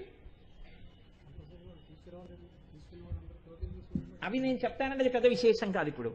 కాబట్టి మీరు చక్కగా ధ్యానం చేస్తూ కన్నులు మూసుకుని అలాగే కూర్చుని ఉండండి. కన్నులు తెరవకండి అమ్మ, అందరూ కళ్ళు మూసుకోండి, మీరు కూడా మూసుకోండి. అమ్మవారిని మనం వ్యాస భగవానుడు మనకు అందించినట్టు, వసిన్యాది దేవతలు అందించినట్టు ఒక్కసారి తల దగ్గర నుంచి పాదముల వరకు చూసే ప్రయత్నం ప్రారంభం చేయండి. మొట్టమొదట అమ్మవారి తల మీద ప్రకాశిస్తున్నటువంటి సువర్ణ ఖచ్చితమైన మెరిసిపోతున్నటువంటి బంగారంతో ఉన్నటువంటి కిరీటం, ఆ కిరీటానికి చుట్టూ పొదగబడినటువంటి ద్వాదశాదిత్యులు ఎలా ఉంటారో అలా ఎర్రగా ప్రకాశిస్తున్నటువంటి మణులు, ఆ మణులతో కూడుకున్నటువంటి కిరీటంలోంచి ఎర్రటి కాంతులు. ఈ ఎర్రటి కాంతులు అమ్మవారి యొక్క కిరీటం బంగారంతో ఉండడం వల్ల పసుపచ్చని బంగారంలో కాంతులు, అమ్మవారి యొక్క మణులలో ఉన్నటువంటి ఎర్ర కాంతులు కలిసి ఎరుపు కాంతులు పసుపు కాంతులు కలుసుకోవడం వల్ల అందులోంచి ఒక కొత్త కాంతి పుడుతోంది. ఈ కాంతులు అమ్మవారి కిరీటానికి పక్కన ఉన్నటువంటి తదియనాటి చంద్రరేఖ, తెల్లటి అమృత సదృశంగా ఉన్నటువంటి చంద్రరేఖ మీదకి ఈ కాంతులు పడుతున్నాయి. అమ్మవారి చంద్రరేఖ మించి వచ్చేటటువంటి తెల్లటి కాంతి, బంగారు కిరీటములోంచి పచ్చకాంతి, ఆ కిరీటమునకు పొదగబడినటువంటి ఎర్రటి మణులలోంచి వచ్చేటటువంటి ఎర్రటి కాంతి, ఇన్ని కాంతులు కలిసి అమ్మవారి తల చుట్టూ ఒక పెద్ద కాంతి వలయం ఉంది. ఇప్పుడు మీరు ఆ కాంతి వలయం ఎదురుగుండా నిలబడి ఇలా చూశారు. మెరిసిపోతున్నటువంటి ఎర్రటి నా తల్లి ముఖమండలం మీకు కనపడింది. అబ్బా ఎంత అందంగా ఉందో అమ్మ అనుకున్నారు. అమ్మవారి యొక్క లలాట భాగం ఒక్కటే కనపడుతోంది. ఆ పైన కిరీటం పెట్టేసి ఉంది. కిరీటంలోంచి అమ్మవారి యొక్క ముంగురులు అలకలు ఎర్రటి అమ్మవారి లలాటం మీద అలా ఇలా కదులుతున్నాయి. ఆ నల్లగా గాలికి కదులుతున్నటువంటి అలకలతో కూడినటువంటి అమ్మవారి ఆ నుదురు, ఆ రెండు కనుబొమలు, రెండు ధనస్సులు ఒకదాని పక్కన ఒకటి పెడితే ఎలా ఉంటాయో అలా తీర్చిదిద్దినట్టుగా ఉన్న నల్లటి కనుబొమలు, వాటి మధ్యలో కనుబొమలు కలుసుకోకుండా ఉండడం వల్ల ఉన్నటువంటి ఖాళీ ప్రదేశం, అందులో ఎర్రటి అమ్మవారి గుండ్రటి బొట్టు, ఆ బొట్టులోంచి వస్తున్నటువంటి కస్తూరి వాసనలు, అమ్మవారి ముఖానికి రాసుకున్నటువంటి అంగరాగముల యొక్క వాసనలు, ఆ తల్లి కిరీటానికి ఇలా పక్కకి ఒక్కసారి చూశారు. ఆ వెనకాతల అమ్మవారి కొప్పు కొంచెం కిందకి కనపడుతోంది. కిరీటం పక్క నుంచి అమ్మవారు పెట్టుకున్నటువంటి పూలమాలల యొక్క చివర్లు అటూ ఇటూ వేలాడుతూ కనపడుతున్నాయి. అందులో ధవనం కట్టినటువంటి మల్లెపూల దండ వేలాడుతోంది. ఒక పక్కన జాజి పూల దండ కనపడుతోంది, ఆ పక్కన చామంతి దండ కనపడుతోంది, ఆ పైన సింహాచలం సంపంగిల దండ కనపడుతోంది. అంటే అమ్మవారు 4 రకాలైనటువంటి పుష్పములతో కూడినటువంటి దండని అలంకారం చేసుకునుంది. ఆ కబరీబంధం వంక చూసి, ఆ కిరీటంలోంచి కనపడుతున్న ఆ జుట్టు ముడి చూసి, ఆ జుట్టు ముడి కింద కొద్దిగా ఇలా ఇలా లేచినటువంటి వెంట్రుకలను చూసి, అమ్మవారి మెడ వెనక భాగం చూస్తే ఆ వెనక భాగం మీద అమ్మవారికి మహాకామేశ్వరుడు కట్టినటువంటి పచ్చటి మంగళసూత్రం, అమ్మవారు వేసుకున్న చింతాకు పతకం యొక్క ఎర్రటి మణులు, అమ్మవారు వేసుకున్న ముత్యాలహారం యొక్క తెల్లటి ముత్యాలు, ఆ తల్లి వేసుకున్నటువంటి రత్నాలహారం యొక్క తెల్లటి రత్నాల వరుసలు, 4 వరసలు మెడ వెనక కనపడ్డాయి. మళ్ళీ మీరు ముందుకొచ్చి ఇలా చూశారు. శ్రీకారాల్లాంటి పెద్ద పెద్ద చెవులు, ఆ చెవుల మీద పెట్టినటువంటి కదంబ పుష్పముల యొక్క గుత్తులు, ఎంత పెద్ద పెద్ద చెవులో అనుకున్నారు. ఆ చెవుల మీద పైనుంచి చెవి యొక్క కింది భాగం వరకు కప్పుతూ అమ్మవారు పెట్టుకున్నటువంటి ఆ కర్ణాభరణములు, ఆ కింద పెద్ద పెద్ద దుద్దులు, ఆ దుద్దులకి చుట్టూ పొడులు, వాటికి చక్కగా పెట్టినటువంటి చిన్ని చిన్ని తాటంకములు, అమ్మవారి బుగ్గల్లో ప్రతిబింబాలు కనపడుతూ ఆ దుద్దులు ఇలా ఊగుతున్నాయి. మిరిసిపోతోంది నా తల్లి. కోటేరు లాంటి ముక్కు, 2 కళ్ళు తెరిచి కూర్చుందేమో, సమస్త కారుణ్యాన్ని ఒలకబోసేస్తోంది. కాటుక పెట్టుకున్నటువంటి నల్లటి కళ్ళు. ఓ బిడ్డల్లారా వచ్చారా, నా కోసం వచ్చారా నాన్న అని ఎంతో ప్రేమగా నోరు విప్పి మాట్లాడకుండానే ఎంతో ఆప్యాయంగా ఇలా చూస్తోంది అమ్మ. ఆ చూస్తున్నటువంటి కళ్ళల్లోని చూపులు అమ్మ యొక్క అపారమైన ప్రేమకి చిహ్నంగా తడితో ఉన్నటువంటి ఆ కళ్ళు, కన్నులలో తడి, మన పట్ల ఉన్నటువంటి ఆర్ద్రత, ఆ పక్కనే ఉన్నటువంటి సూదిగా ఉన్న గడ్డం, ఆ గడ్డం మీద చూస్తే అమ్మవారి 2 పెదవులు, కింద పెదివి గుండ్రంగా కనపడుతోంది, పై పెదివి మూసి ఉంది. 2 పెదవులు విచ్చుకోకపోయినా చిన్న చిరునవ్వు. మనం ఇంతగా చెప్పుకుంటున్నామన్న పొంగుతో అమ్మవారు చిన్న నవ్వు నవ్వేటప్పటికి కనపడినటువంటి 4 తెల్లటి పళ్ళు, మళ్ళీ వెంటనే అమ్మవారు మూసేసినటువంటి ఆ నోరు, అమ్మవారి ముక్కుకి వేళ్లాడుతున్నటువంటి నాసాభరణం, దానికి ఒక పక్కన ఎర్రటి కెంపు, ఒక పక్కన తెల్లటి వజ్రం, తెల్లటి వజ్రం ఎర్రటి కెంపుతో ఉన్నటువంటి నాసాభరణం. కొంచెం కిందకొచ్చేటప్పటికి కంఠం మీద 3 గీతలు, ఆ 3 గీతలలోనూ సువాసిలులైన వారు పూజ చేసినప్పుడు అమ్మవారి కంఠానికి అలదినటువంటి అంగరాగములు, అవి సుగంధభరితములై ఏదో తామర పువ్వు కింద అంటుకున్నటువంటి బురదలా ఆ గీతలో అంటుకున్నటువంటి ఆ అంగరాగములు పరిమళ భరితంగా ఉన్నాయి. ఇంకొంచెం కిందకి చూస్తే ఎత్తుగా మాతృచిహ్నంతో ఆ స్తనభారంతో ఉన్నటువంటి ఆ హృదయ మండలం, దాని మీద పైకి కనపడుతున్నటువంటి పెద్ద మంగళసూత్రం, 2 శతమానాలు, ఆ 2 శతమానాల మధ్యలోనూ 2 పెద్ద పెద్ద నల్లపూసలు, ఆ శతమానాలకి అమ్మవారు లేవగానే పెట్టుకున్నటువంటి పసుపు కుంకం బొట్లు, ఆ శతమానాలకు ఉన్నటువంటి పెద్ద తాడు, దానికి పైకి చూస్తే ముత్యాల హారాలు, ఇంకొంచెం పైకి చూస్తే రత్నాలతో పెట్టుకున్న హారం, ఆ పైకి చూస్తే చింతాకులతో చేసినటువంటి హారమా అన్నట్టుగా ఉన్నటువంటి చింతాకు పతకం, 4 మిరిసిపోతున్న తల్లి, ఎర్రటి చీర కట్టుకుందేమో, ఇలా వేసుకుంటే గుండెల మించి ఎర్రటి చీర, 4 భుజాలు, 4 భుజాల్లోనూ మొట్టమొదట ఎడం చేతి వేపు కింద చేతి వంక చూస్తే ఆ చేతిలో అమ్మవారు పట్టుకున్నటువంటి పెద్ద పాశం.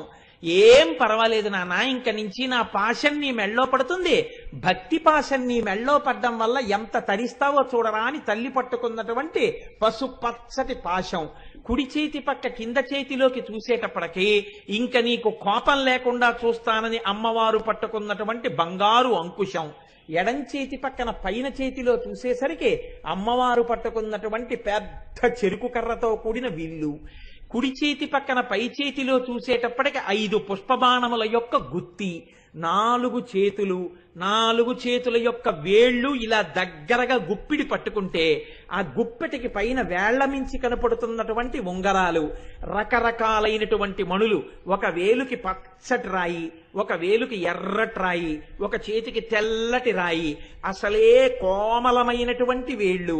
ఇవి పట్టుకోవడం వల్ల నొక్కుకుని ఆ చేతిలోంచి వస్తున్న ఎర్ర కాంతులు, ఉంగరాల రాళ్ల కాంతులు, ఆయుధాల కాంతులు, ఇన్ని కాంతులతో ప్రకాశిస్తున్న ఆ తల్లి యొక్క చేతులు.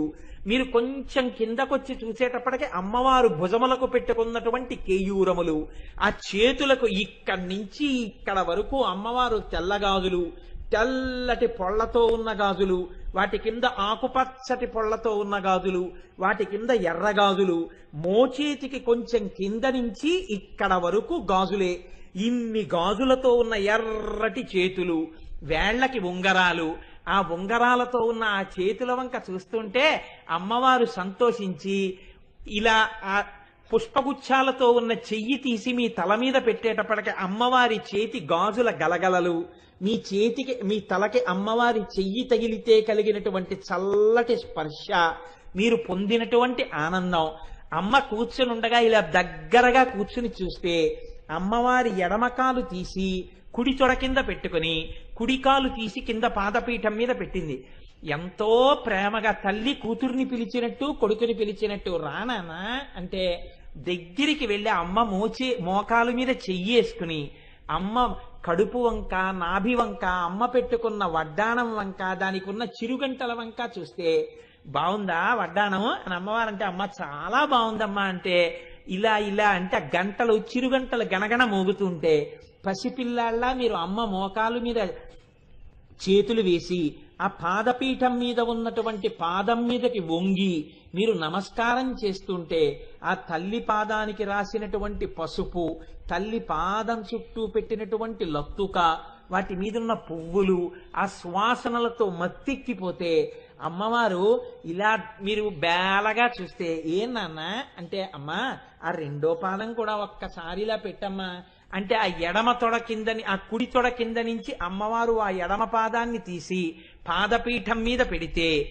మీరు వంగి చక్కగా పాదాలకి నమస్కారం చేస్తే అమ్మవారు పొంగిపోతే మీరు ఇలా కూర్చుని మళ్ళీ తలపైకెత్తి, అమ్మా అమ్మా నీ కోసం తెచ్చానమ్మా, అమ్మా నా చేత్తో ఒక్క రెండు గాజులు వేస్తానమ్మా, నీ చేతికంటే తప్పకుండా వేయినన్నా అని అమ్మవారు కుడి చెయ్యి ఇలా పెడితే మీరు అమ్మవారి వేళ్లు పట్టుకుని ఆ గాజులు ముందెక్కించి కొంచెం ఆ చెయ్యి నొక్కడానికి మీరు బెంగెట్టుకుంటే పర్వాలేదు ఇలాను అంటే కొద్దిగా ఇలా నొక్కితే మెత్తటి చేతిని ఆ గాజు పైకెక్కేస్తే ఆ గాజుని పై వరకు ఎక్కించి మిగిలిన గాజులకి తగలడం వల్ల కంగుమని శబ్దం వస్తే మీరు పొంగిపోయి 4 చేతులకి గాజులు తొడిగి, అమ్మ నీకు కొద్దిగా బొట్టు పెట్టనా అంటే పెట్టునన్నా అని అమ్మ ఇలా వంగితే మీరు కుంకంలో ఉంగరపు వేలు పెట్టి అమ్మవారికి బొట్టు పెట్టి చక్కగా పాదాల దగ్గర కూర్చుని, అమ్మా అమ్మ నా చేత్తో ఇస్తాను కొద్దిగా తేనె తాగవా అమ్మా అంటే, తాగుతాను నాన్న ఇయ్యి అంటే మీరు బంగారు పళ్ళెంలో బంగారు చిన్న పాత్రలో కొంచెం తేనె అమ్మవారికి ఇలా ఇస్తే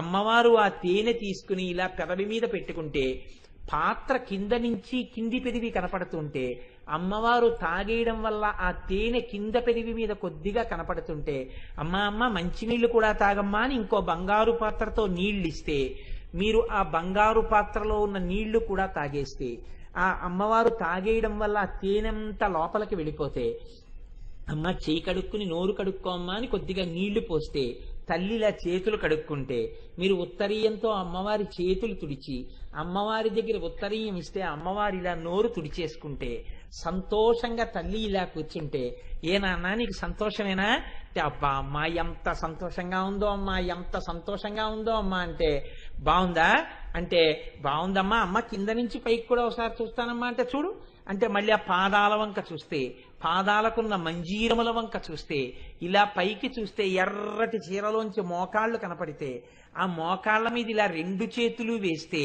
మాణిక్యమకుటాకార జానుద్వయ విరాజిత అన్నట్టుగా చిన్ని గోపురాల్లా మోకాళ్ళు తగిలితే అమ్మకి నమస్కారం చేసి ఆ తొడలకి నమస్కారం చేసి అమ్మ నాభికి నమస్కారం చేసి అమ్మ వడ్డాణానికి నమస్కారం చేసి వక్షస్థలం మీద మంగళసూత్రాలకి నమస్కారం చేసి హారాలకి నమస్కారం చేసి కంఠంలో 3 మడతలకి నమస్కారం చేసి గడ్డం వంక చూసి ఆ గడ్డానికి నమస్కారం చేసి పెదవులకి నమస్కారం చేసి ముక్కుకి నమస్కారం చేసి ముక్కుకు పెట్టుకున్న ఆభరణానికి నమస్కారం చేసి ఇలా పైకి చూస్తే లలాటం అమ్మవారు పెట్టుకున్న బొట్టు కనపడితే ఆ బొట్టుకి ఆ కన్నులకి కన్నులలో నలుపుకి ఆ చెవులకు పెట్టుకున్న ఆభరణాలు చెవుల మీద ఉన్నటువంటి కదంబ పుష్పముల యొక్క గుత్తి ఆ పైన మణులతో ప్రకాశిస్తున్నటువంటి కిరీటం ఆ కిరీటంలో ఉన్న మణుల కాంతి బంగారు కాంతి అమ్మ యొక్క ఎరుపు కాంతి ఇన్ని కాంతులతో కూడిన కొత్త కాంతి అమ్మ చీరకాంతి ఆ చల్లతనం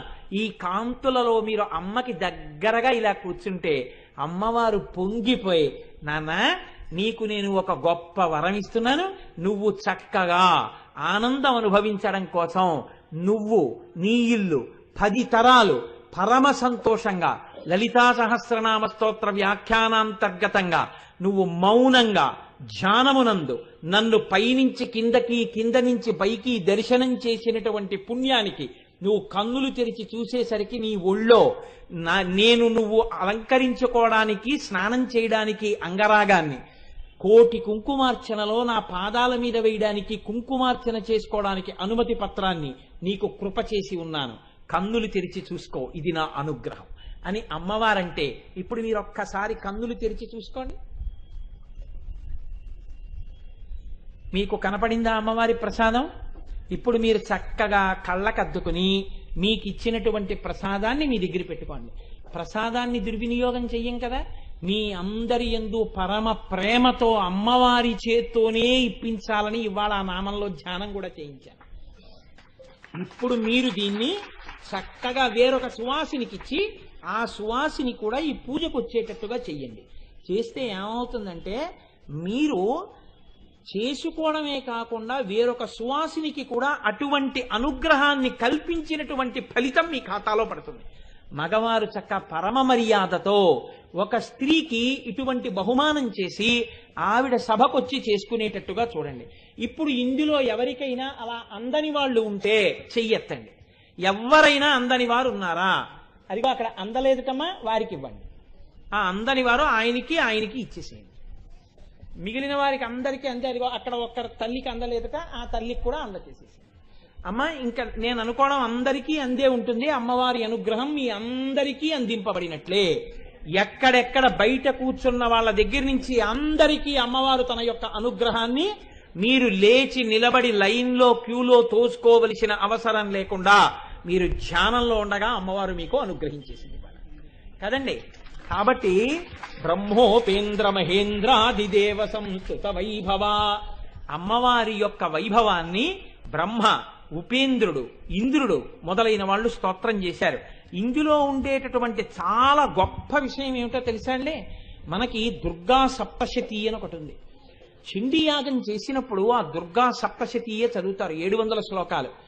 ఈ 700 శ్లోకాలు చదవడం ఎంత గొప్ప విషయమో మీరు ప్రతిరోజు అమ్మవారి దగ్గరికి వెళ్ళి ఈ శ్లోకాలు చెప్పుకోవడం కూడా అంత అవసరం. ప్రతిరోజు అందున ప్రత్యేకించి సువాసిని కానీ పురుషుడు కానీ అమ్మవారి దగ్గరికి వెళ్ళి శ్లోకం చెప్పుకోవాలి. సువాసినే కావక్కర్లేదు, ఎవరైనా సరే అమ్మవారి దగ్గర చెప్పుకోవాలి.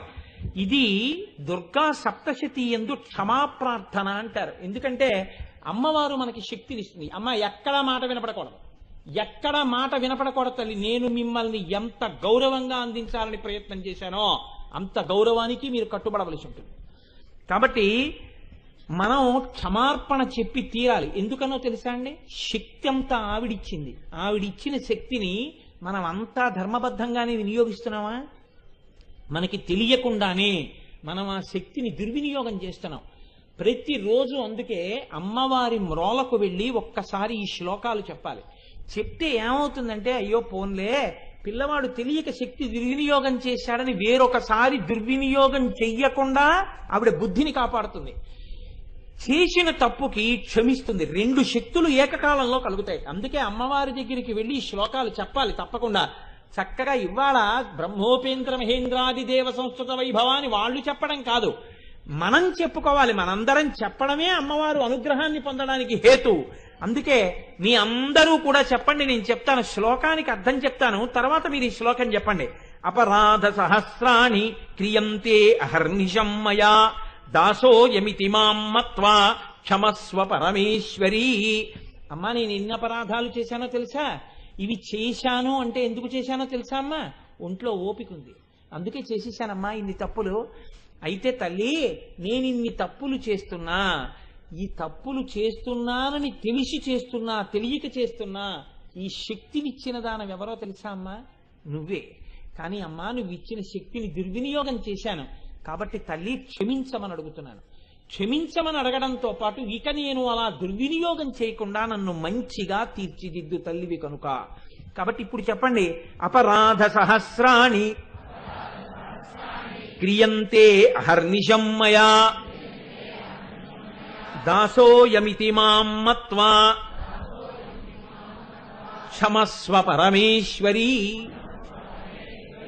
అమ్మవారి స్థూల రూపం యథార్థంగా మీరు అలా పైనుంచి కిందకి, కింద నుంచి పైకి ధారణ చేసి తీసుకురావడంలో మనసు ఏకాగ్రతతో నిలబడిపోతే తప్ప రాదు. లేకపోతే ఏమవుతుందంటే ఎక్కడో ఒక అవయవాన్ని దాటి ఎటో వెళ్ళిపోతారు. లేకపోతే చీర ఏ రంగులో ఉండుంటుంది, మళ్ళీ నగలు ఏముండుంటాయి, ఇలా అనుమానాలు వస్తాయి. మనోనేత్రంతో దర్శనం చేస్తేనే మీకు ఆ ధ్యాన సిద్ధి కలుగుతుంది. కాబట్టి మనం ఏమని అడగాలి అంటే, అమ్మా నా అంత నేనుగా ఇలా చూస్తానంటే కుదరదు కదా, అలా కళ్ళు మూసుకుంటే చూడగలిగిన శక్తిని నువ్వే ఇయ్యి. నిన్ను పిలవడము నాకు రాదు, అమ్మా అయిపోయింది పూజ అనడము నాకు చేత కాదు, నువ్వే రక్షించు అని అడగాలి రోజు. అలా అడిగితే ఏమవుతుందో తెలుసా అండి, అమ్మవారు మహాప్రీతి చెందుతుందండి. ప్రతి ఇల్లు బాగుపడుతుంది. ప్రతి ఇల్లు బాగుపడితే రాష్ట్రం అంతా బాగుపడుతుంది.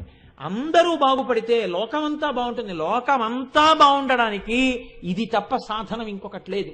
అందుకే దుర్గా సప్తశతిలో చెప్తారు ఈ విషయాలు. కాబట్టి ఆవాహనం నజానామి నజానామి విసర్జనం పూజాం చైవ నజానామి క్షమ్యతాం పరమేశ్వరి మంత్రహీనం క్రియాహీనం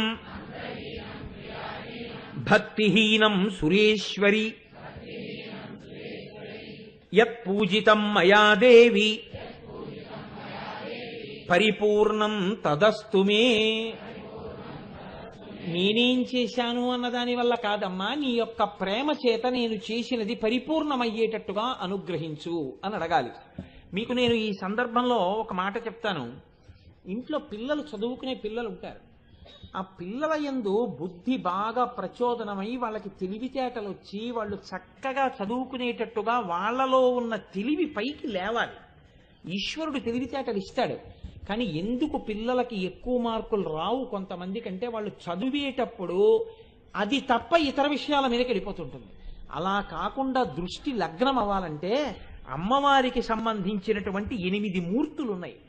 ఆ 8 శక్తి స్వరూపాలని ప్రతిరోజు పిల్లలు ఒకసారి నోటితో అనాలి. ఇంట్లో ఆడవాళ్లు కానీ మగవాళ్ళు కానీ ఆ నామాలు కానీ చెప్పారనుకోండి, ఏమవుతుందో తెలుసా అండి? నేను చెప్పట్లేదు.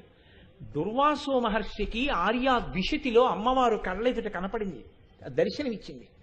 దర్శనమిచ్చి ఆవిడే చెప్పించింది ఆయనతో, ఇవి ఎవరు చెప్తున్నారో ఆ ఇంట ఆడదాని మంగళసూత్రాన్ని నేను కాపాడతాను, ఆ ఇంట అమంగళం జరగడం అన్నది ఉండదు, ఆడదాని పసుపు కుంకాలకి నేను రక్ష. పిల్లలు చదివితే పిల్లలకి మంచి విద్యాభ్యాసం కలుగుతుంది, మంచి బుద్ధులు కలుగుతాయి. దుర్వ్యసనముల వైపుకి పిల్లలు వెళ్ళిపోకుండా అమ్మవారు రక్షిస్తుంది. అటువంటి శక్తి అమ్మవారి 8 మూర్తులను తలుచుకుని 8 శక్తుల్ని ఆర్యాద్విషతిలో దుర్వాసో మహర్షి చెప్పినటువంటి పాదం చెప్పాలి. అది మీరు ఇంట్లో రోజు చెప్తున్నారనుకోండి, చెప్తూ ఉంటే ఒకవేళ భర్త గారికి ఏదైనా ప్రమాదం వాటిల్లుతున్నా అమ్మవారు రక్షిస్తుంది, ఏమవదు, కాపాడుతుంది తల్లి. పసుపు కుంకాలు నిలబడతాయి. ఇంట్లో ఎప్పుడూ పసుపు కుంకాలు దానం చేసుకునే భాగ్యం కలుగుతుంది. జీవితాంతం కూర్చుని కుంకుమార్చన చేసుకునే అదృష్టాలు లభిస్తాయి. అదే అనకండి, నేను అంటాను బ్రాహ్మీ మహేశ్వరీ చైవ కౌమారీ వైష్ణవీ తథా వారాహీ చైవ మాహేంద్రీ చాముండా చైవ సప్తమి మహాలక్ష్మీరష్టమీ చ ద్విభుజా శోణ విగ్రహాః. ఈ యనమండుగురిని తలుచుకుంటే, యనమండుగురు ఎక్కడున్నారో తెలుసా అండి? మనకు బాగా దగ్గరలో దక్షారామ క్షేత్రంలో ఉన్నారు వీళ్ళు. అష్టమాతృకలు అంటారు, సప్తమాతృకలు, అష్ట బ్రాహ్మీమూర్తులు అంటారు వీళ్ళని. కానీ మీరు తలుచుకుంటే ఈ అష్టశక్తుల పేర్లు నోటితో పిల్లలు పలికినా, ఆడవాళ్లు పలికినా, మగవాళ్లు పలికినా అమ్మవారి యొక్క అనుగ్రహం కలుగుతుంది. భద్రం భక్ష్మళయంతు బ్రాహ్మీ ముఖ్యాశ్చ మాతరోస్మాకం. భద్రం భద్రం భద్రం, ఏ ప్రమాదం లేకుండా ఆడవాళ్లు సౌభాగ్యంతో అందరూ సంతోషంగా ఉంటారు. ఇవన్నీ ఎవరు చెప్పినవో తెలుసా అండి? అమ్మవారే బ్రహ్మాది దేవతలతో ఋషులతో వేరు వేరు సందర్భాల్లో చెప్పించింది. నేను ఇందాక మీకు చెప్పింది దుర్గా సప్తశతి, ఇప్పుడు నేను చెప్తున్నది ఆర్యా ద్విషతి. ఇవన్నీ బ్రహ్మోపేంద్ర మహేంద్రాదిదేవ సంస్థుత వైభవ. తల్లి ఎక్కడెక్కడ ఎవరితో ఏ స్తోత్రాలు చేయించి అవి చేస్తే మీరు రక్షింపబడతారో వాటిని మనకు అందించింది ఋషుల చేత. అవి మీతో ఇవాళ చెప్పిస్తూ ఉండడానికి కారణం అది. లలితా సహస్ర ప్రవచనాంతర్గతంగా మీరు కూర్చుని దేవాలయంలో ఈ శ్లోకం చెప్తే అది మీకు రక్షణ కవచమై నిలబడిపోతుంది. అందుకే నేను ఈ మాట చెప్పి ఇవాళ మీతో చెప్పిస్తున్నాను ఈ మాటలో. కాబట్టి అనండి, ఆ 8 శక్తుల పేర్లు అనండి. పిల్లలు ప్రతిరోజు అనాలండి. అసలు ఇవి సువాసిని ప్రతిరోజు అనాలి. బ్రాహ్మీ మాహేశ్వరీ చైవ కౌమారీ వైష్ణవీ తథా వారాహీ చైవ మాహేంద్రీ చాముండా చైవ సప్తమి మహాలక్ష్మీరష్టమీ చ ద్విభుజా శోణ విగ్రహాః భద్రం పక్ష్మళయంతు బ్రాహ్మీ ముఖ్యాశ్చ మాతరోస్మాకం. అలాగే అమ్మవారు ఒక్కొక్క చోట ఒక్కొక్కటి చెప్పించింది. దేవీ భాగవతంలో వ్యాస భగవానుడితో ఒక శ్లోకం చెప్పించింది. అది ఏమిటో తెలుసా అండి? జీవితాంతం ఏడేచేటట్టు చేయించగలిగినటువంటి మహాపాపం తరువుకొచ్చేస్తోంది అనుకోండి, అప్పుడు ఏ రూపంలో దుఃఖం వస్తుంది అంటే బిడ్డలకి ప్రమాదం వాటిల్లి బిడ్డలు శరీరం వదిలిపెట్టేస్తారు. కన్న తల్లిదండ్రులు జీవితాంతం ఏడుస్తూనే ఉంటారు. పిల్లల యొక్క బుద్ధి ప్రమాదకరమై తల్లిదండ్రులు ఏడవవలసిన రీతిలో ప్రవర్తించకుండా ఉండాలన్నా మన అదుపాజ్ఞలలో, అనగా మనం రోజు వాళ్ళని బుద్ధి చెప్పడానికి వీలు లేని రీతిలో వాడు ఎక్కడో ఉండి చదువుకుంటున్నాడన్నా, వాడు ఇక్కడ బయలుదేరి ఎక్కడికో ప్రయాణంతో వెడుతున్నాడు ఒక్కడే, వాడు రక్షింపబడాలి అని మీరు కోరుకున్నా, పిల్లలు ఇంట్లోంచి బయలుదేరినప్పుడు, పిల్లలు ఎక్కడో ఉన్నప్పుడు రక్షింపబడాలంటే ఈ శ్లోకం చదువుకోవాలి. అమ్మవారిని ఉద్దేశించి ఈ శ్లోకం చదివితే పిల్లలు ఊరిడుతున్నా, పిల్లలు ఇంట్లోంచి బయటికి ఎడుతున్నా ఈ శ్లోకం చెప్పి మీరు ఒరే అమ్మవారికి నమస్కారం చేసేళ్ళంటే తల్లి రక్షిస్తుంది. ఇది దేవీ భాగవతంలో వ్యాస భగవానుడు కీర్తించాడు. సర్వదా సర్వదేశేషు పాతు త్వాం భువనేశ్వరి మహామాయా జగద్ధాత్రి సచ్చిదానందరూపిణి. మీకు ఎక్కడో చెప్తాను నేను ఆఖ్యానం.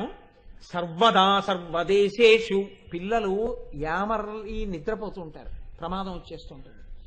సర్వదేశేషు, వెళ్ళకూడని ప్రమాదకరమైన ప్రదేశానికి వెళ్ళిపోతారు, ప్రమాదం వచ్చేస్తుంది.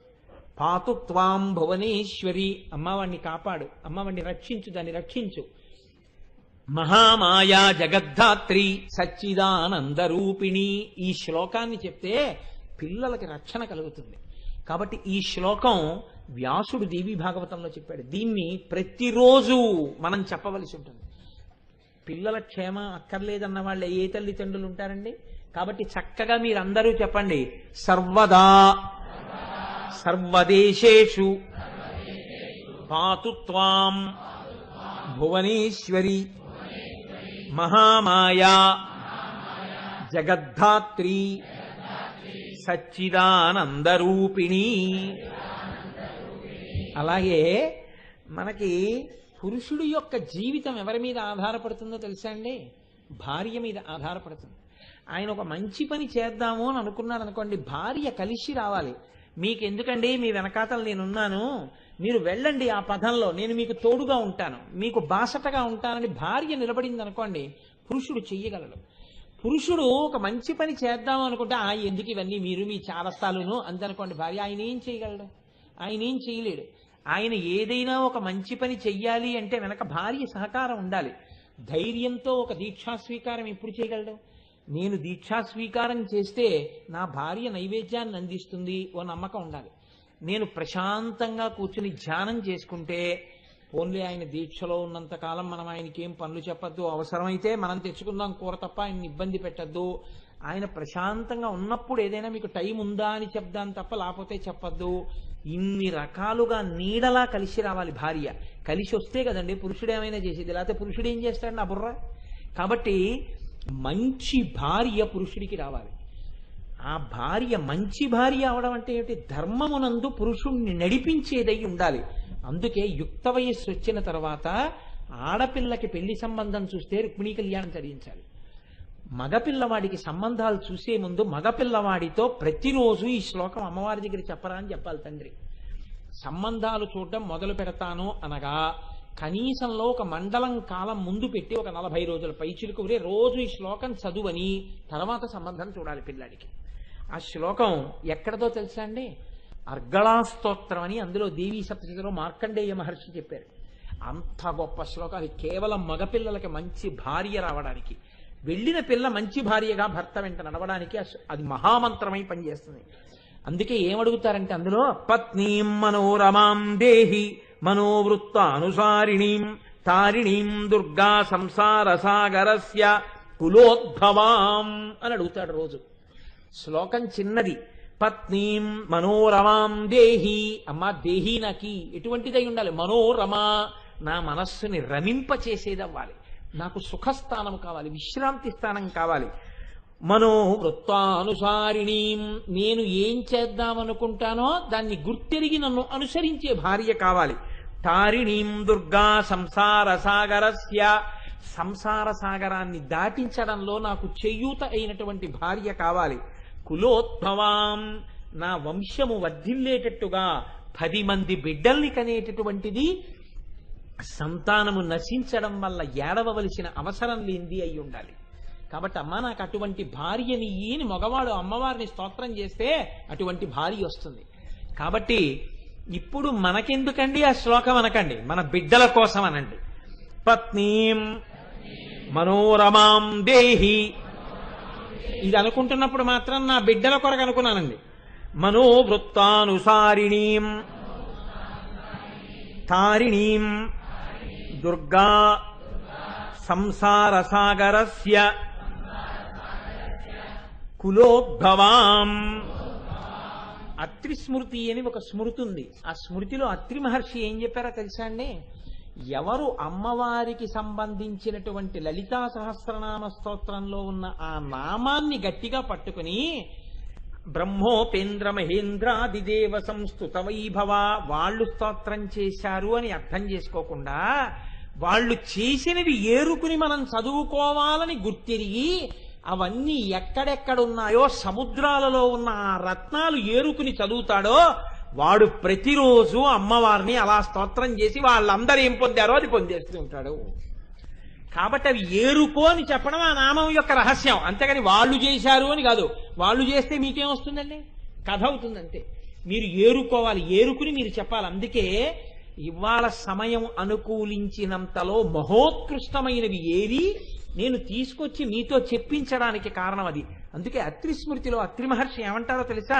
ప్రశస్తాచరణం నిత్యం అప్రశస్త వివర్జనం ఏ తద్దిమంగళం ప్రోక్తం ఋషిభిర్బ్రహ్మవాదిభిః. అమ్మవారిని ఏమడగాలంటే, అమ్మా నేను ధర్మాన్ని పట్టుకోగలిగినటువంటి శక్తిని నాకు కృప చెయ్యి, అది నాకు అన్ని మంగళాలు ఇస్తుంది. నువ్వు మంగళములిచ్చే శక్తిగా ధర్మము చేయిస్తావు, ధర్మావలంబనాన్ని ఇస్తావు. అమ్మా నాకు అది ఈని అడుగు అని చెప్తారు. కాబట్టి రోజు ఈ శ్లోకాన్ని చెప్పుకుంటే అటువంటి వైభవం కలుగుతుంది. అలాగే మనకి లలితోపాఖ్యానము అని ఒక బ్రహ్మాండ పురాణంలో ఉంది.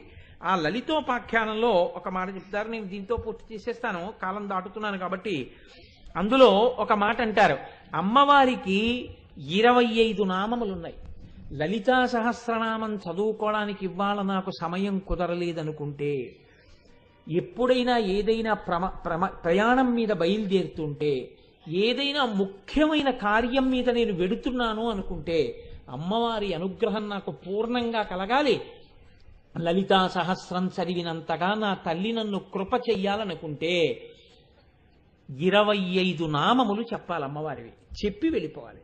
అసలు నేనైతే ఏం చెప్తానంటే, పెళ్లి కూతుర్ని చేస్తారు ఆడపిల్లని పెళ్లి కూతుర్ని చేసినప్పటి నుంచి లలితా సహస్రం పారాయణ చెయ్యాలి. కనీసంలో కనీసం తండ్రికి లలితా సహస్రం చేత కాకపోవడం తప్పు, చేత కాకపోతే ఈ 25 నామాలు చెప్పాలి. ఈ 25 నామాలు అలా చక్కగా నిశ్శబ్దంగా కూర్చుని, సహస్రం అంతా చదవలేనండి అంటే కనీసం ఈ 25 నామాలు కన్యాదాత కూర్చుని అదే పనిగా మనసులో చదువుకుని ఆడపిల్లకి మంగళసూత్రం కట్టిస్తే అమ్మవారి అనుగ్రహం కలుగుతుంది. ఈ 25 నామాలు తేలికైన నామాల్ని లలితోపాఖ్యానంలోంచి తీసి ఋషులు మనకు అందించారు. ఈ 25 నామాలు ఎక్కడ చెప్తున్నాడో అక్కడ సహస్రం చెప్పినంత శక్తి మీకు కలుగుతుంది. అంత గొప్ప నామాలు నేను చెప్తాను, మీరు కూడా చెప్పండి. సింహాసనేషి లలిత మహారాజ్ఞి వరాంకుశ చాపిని త్రిపురా చైవ మహాత్రిపుర సుందరీ సుందరీ చక్రనాథ చ సామ్రాజ్ఞి చక్రిణీ తథా చక్రేశ్వరీ మహాదేవి కామేశి పరమేశ్వరి కామరాజ ప్రియా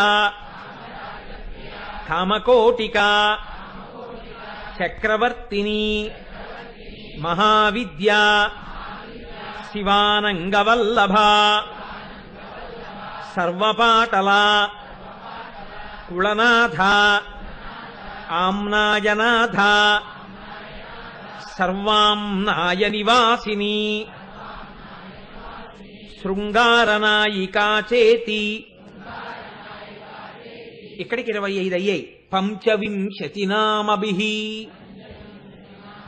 అంటే 25 నామాలు ఎవరు చెప్తున్నారో స్తువంతియే మహాభాగాం లలితాం పరమేశ్వరీం.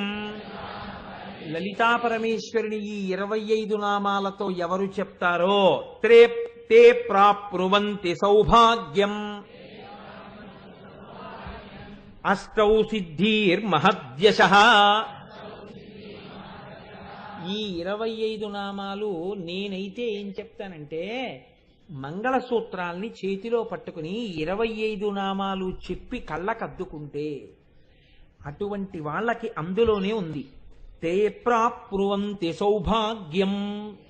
ఏ కారణం చేతనైనా భర్త గారికి ప్రమాదం ముంచుకొస్తున్నా అమ్మవారు సర్వమంగళాస్వరూపిణి అయి కాపాడుతుంది. కాబట్టి రోజు పురుషులు కాని స్త్రీలు కాని అందరూ ప్రతి ఇంట్లో చెప్పుకోవలసినటువంటి 25 నామాలు ఇవి. నేను ఇలాంటి అనర్ఘ రత్నములు ఎన్నో ఉన్నాయి. ఇవి నువ్వు ఆయా సందర్భములలో అమ్మవారు ఆ దేవతలతో చెప్పించింది.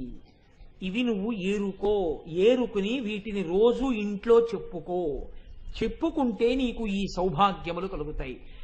ఏది చెప్పినా ఏది ఏ కారణము చేత మీరు ఆగినా 2 మాత్రం మీకు తప్పకుండా కావలసి ఉంటాయండి. ఒకటి సర్వమంగళ మాంగళ్యే శివే సర్వార్థ సాధికే శరణ్యే త్రయంబకే దేవి నారాయణి నమోస్తుతే. ఈ ఒక్క శ్లోకాన్ని చెప్తే మొట్టమొదట మీరు 8 గొప్ప వస్తువులు చూసినట్టు. మళ్ళీ చెప్తున్నాను, బ్రహ్మవేత్త, గోవు, అగ్ని, బంగారము, వెన్న, సూర్యుడు, స్త్రీలు, రాజు. జాతకంలో ఏ గ్రహాలు బలహీనంగా ఉన్నాయో ఆ గ్రహాల్ని మళ్ళీ బలం ఇచ్చేటట్టుగా చేయడానికి, మీకు ఇబ్బందులు కలగకుండా గ్రహములు ప్రశాంతత పొందడానికి పెరుగు, నెయ్యి, పాలు, సిద్ధార్థము, పసుపు, తులసి, అద్దము, పుష్పము, బిల్వపత్రము, సువాసిని వీటిని చూసి నమస్కారం చేసినట్టు. అది పిల్లలు బయటికెడుతున్నప్పుడు చెప్పవలసినటువంటి సర్వదా సర్వదేశేషు పాతుత్వాం భువనేశ్వరి మహామాయా జగద్ధాత్రి సచ్చిదానంద రూపిణి. నేను మీకు ఒక్కటే చెప్తానండి, మీ పిల్లలు ఎంత మంచి వాళ్ళైనా కావచ్చు, నేను ఇది చెప్పేటప్పుడు ఏ ఒక్కరిని ఉద్దేశించి చెప్పట్లేదని మాత్రం గుర్తుపెట్టుకోండి. నేను అందరికీ ప్రయోజనం అందాలని చెప్తున్నాను. ఇవాళ రేపు ఉన్న పరిస్థితి ఎలా ఉందంటే, మీరు ఎన్ని ఆశలు పెట్టుకు చదివిస్తున్నా, మీరు ఎంత ద్రవ్యాన్ని కష్టపడి చెమటోడ్చి వినియోగించినా, నాకు తెలుసు ఎందరో తల్లిదండ్రులు వాళ్ళ సుఖాలన్నీ కూడా త్యాగం చేసేసి పిల్లల్ని చదివిస్తున్నా, బయటికి వెడితే పిల్లల కంటికి కనపడకూడని ఇవన్నీ కనపడుతున్నాయి. టీవీల్లో తల్లిదండ్రులు పడుకున్న తరువాత కనిపించేవన్నీ అత్యంత ప్రమాదకరమైనవి కనపడుతున్నాయి. నేరాలు, ఘోరాలు సీరియల్స్ చీకటి పడ్డాకే చూపిస్తున్నారు. అవి పిల్లల మనసుల మీద ఎంత ప్రమాదకరమైన పోకడతో ఉంటాయి. దొరికేటటువంటి సాహిత్యం అటువంటిది దొరుకుతోంది, స్నేహితులు అటువంటి వాళ్ళు దొరుకుతున్నారు. ఒక మోటార్ సైకిల్ ఎక్కితే 80 కిలోమీటర్ల తక్కువ వేగంతో ఎవ్వడు నడపడు. రోడ్డు మీద పిల్లాడు వెడుతుంటే ఎటువైపు నుంచి ఏ ప్రమాదం వచ్చి మీద పడిపోతుందో తెలియదు. మానసికంగా, శారీరకంగా ఇంత ప్రమాదకరమైనటువంటి స్థితిలో ఇవాల్టి సమాజాన్ని తయారు చేసేశారు. ఏ వీధిలో చూసినా, ఏ వాడలో చూసినా గుడి లేదు, గోపురం లేదు, బడి లేదు. ఎవడిని వాడు బాహ్య స్మృతిని మరిచిపోవడానికి వీలైనటువంటి ఉన్మాదక పదార్థాలు స్వేచ్ఛగా బియ్యం కన్నా బాగా దొరుకుతున్నాయి. ఇంత ప్రమాదకరంగా ఉంటే ఒక ఆడపిల్ల అందంగా పుట్టడమే శాపమైపోయినటువంటి రోజులు. మన కడుపున పుట్టిన పిల్లకి మనం కన్యాదానం చేసుకోవాలని కోరుకున్నా అలా కన్యాదానం చేసేటటువంటి అదృష్టం మిగులుతుందో మిగలదో అని తల్లిదండ్రులు బెంగ పెట్టుకుంటున్నటువంటి రోజులు, ఇంత అభద్రతతో కూడిన రోజులలో మన బిడ్డల్ని కాపాడగలిగినదంటూ ఉంటే అమ్మవారు ఒక్కతే, ఆ పరాశక్తి. కాబట్టి మనం నమ్ముకున్న పరాశక్తిని మనం ఆరాధన చేద్దాం. నేను ఇవాళ ఏదో వేలంబరం కోసం ఇవి తీసుకొచ్చాను అనుకోకండి. బ్రహ్మోపేంద్ర మహేంద్రాది దేవ సంస్థుత వైభవ అన్న నామానికి అర్థం అదైతే నేను ఒక్క వాక్యం చెప్పి వదిలిపెట్టేయచ్చు. ఇలాంటి స్తోత్రాలు కొన్ని ఉంటాయి, అటువంటి స్తోత్రాలు మీరు చదువుకుంటే మీకు ప్రయోజనం కలుగుతుంది అని నేను వదిలిపెట్టేయచ్చు. కానీ నేను అలా ఎందుకు చెయ్యలేదు అంటే, దేవాలయ ప్రాంగణంలో ఇంత భక్తితో మీరు కూర్చుని ఒక్కసారి చెప్పినా అది మీ బిడ్డల్ని కాపాడడానికి హేతు అవుతుంది, మీ మంగళసూత్రాలు కాపాడుతుంది, అందరికీ చక్కగా మంచి బుద్ధినిస్తుంది. అందరూ బాగుండడం కోసం కదా నన్ను ఇంత పెద్ద పీట మీద కూర్చోపెట్టి కింద కూర్చుని వింటున్నారు. నేను అలా చెప్పడం ఏమి మర్యాద? అందుకని నేను వాళ్ళతో చెప్పించాలని చెప్పించాను. ధ్యానంలో ఒక్కసారి అమ్మవారిని చూస్తే మీరు ఆ అనుగ్రహం పొందాలని, అదే సమయంలో మీరు లేవకుండా ఇవాళ మీ ఒళ్ళోకి అమ్మవారి ప్రసాదం అందాలని, ఏ అరమరిక లేకుండా మీ దగ్గరికే ఇవాళ ప్రసాదం అందేటట్టుగా చేశాం. దాన్ని చక్కగా వేరొక సువాసిని వచ్చి పూజ చేసుకునేటట్టుగా మీరు చక్కగా ఆ ఏర్పాటు చూడండి. మనందరం కలిసి అమ్మవారిని సేవించుకుందాం.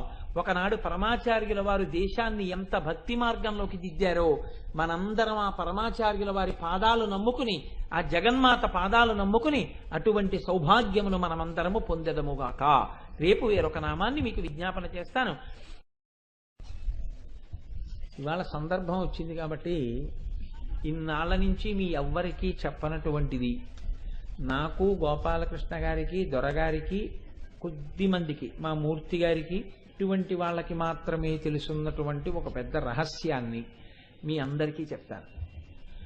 ఏమిటా రహస్యం అంటే, చెప్పడమా చెప్పద్దా అని ఆలోచించాను. కానీ అయ్యో పాపం చెప్పేస్తే తప్పేమిటనిపించింది, అందుకు మీకు చెప్పేస్తున్నాను. ఇవాళ ఈ లలితా సహస్రనామ స్తోత్ర వ్యాఖ్యానం మొదలు పెడదాము అనుకునేటటువంటి రోజుల్లో ముహూర్త నిర్ణయం చేద్దాం, ఎప్పుడు మొదలు పెడితే బాగుంటుంది అని అమ్మవారే ఆజ్ఞాపిస్తుంది అని ఆలోచించి ఒకరోజు ఇంచుమించుగా ఈ రోజున మొదలు పెడదాము అని అమ్మవారి అనుజ్ఞ కోసమని ఎదురు చూస్తున్నాను.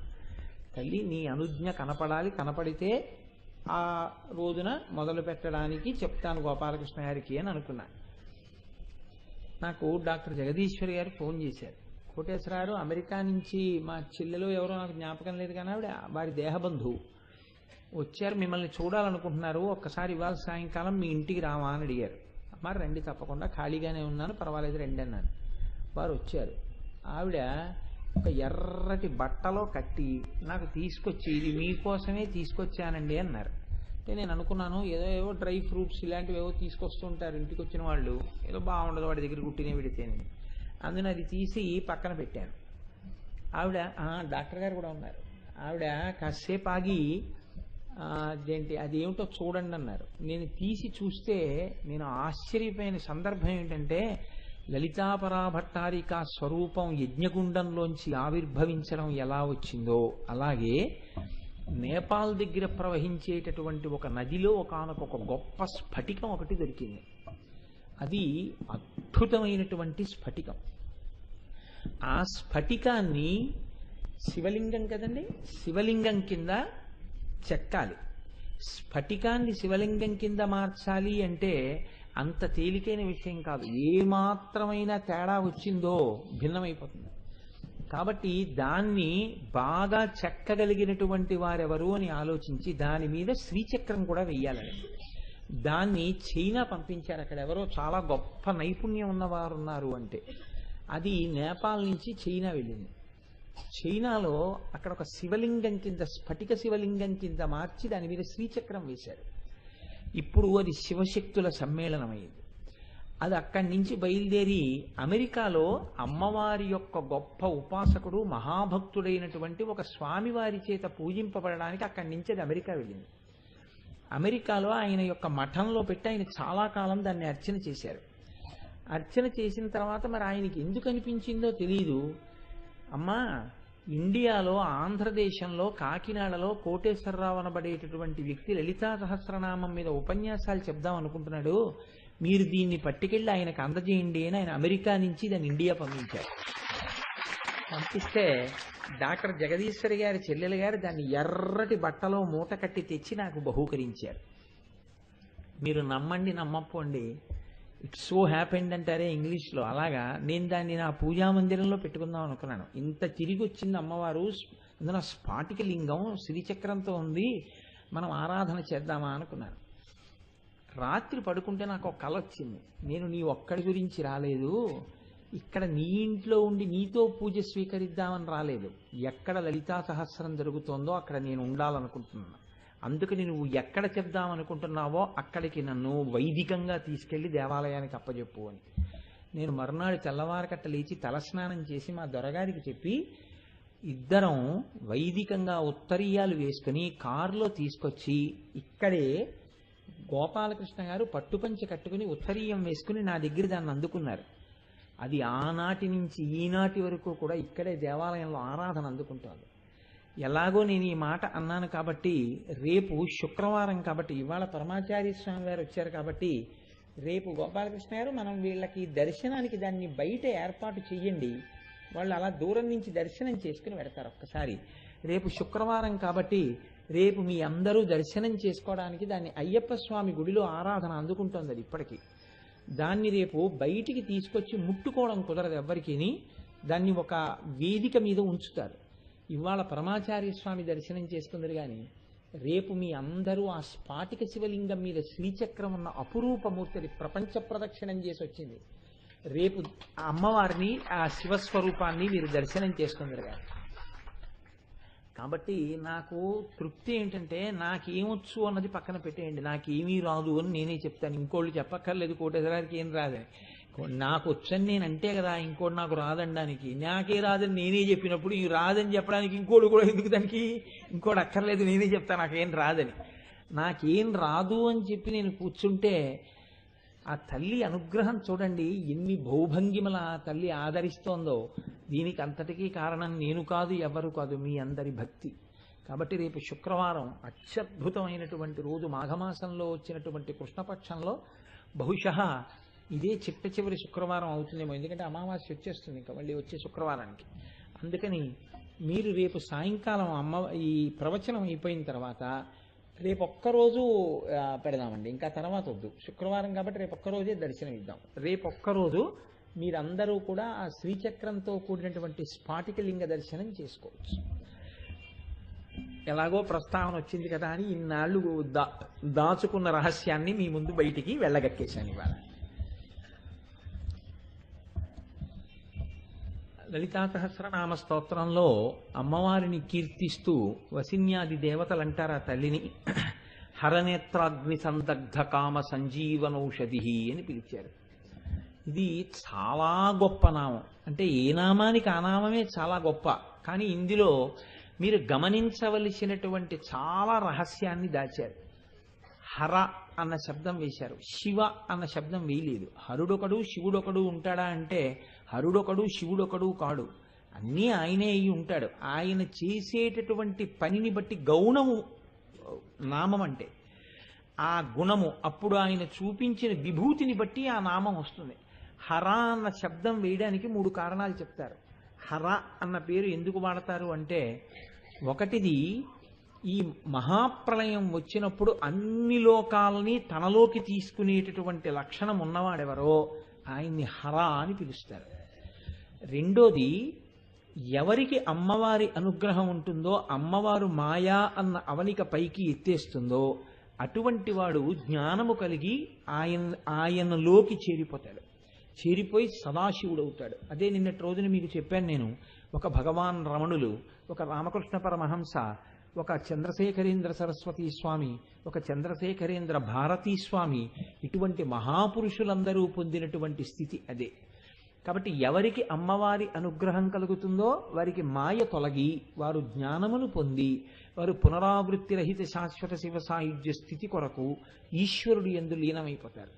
ఆ ఈశ్వరుడి యందు లీనమైపోయి ప్రారబ్ధంగా మాత్రమే శరీరాన్ని అట్టే పెట్టుకుంటారు. ఆ ప్రారబ్ధం పూర్తయిపోగానే శరీరం పడిపోతుంది, సాక్షిగా శరీరాన్ని వదులుతారు.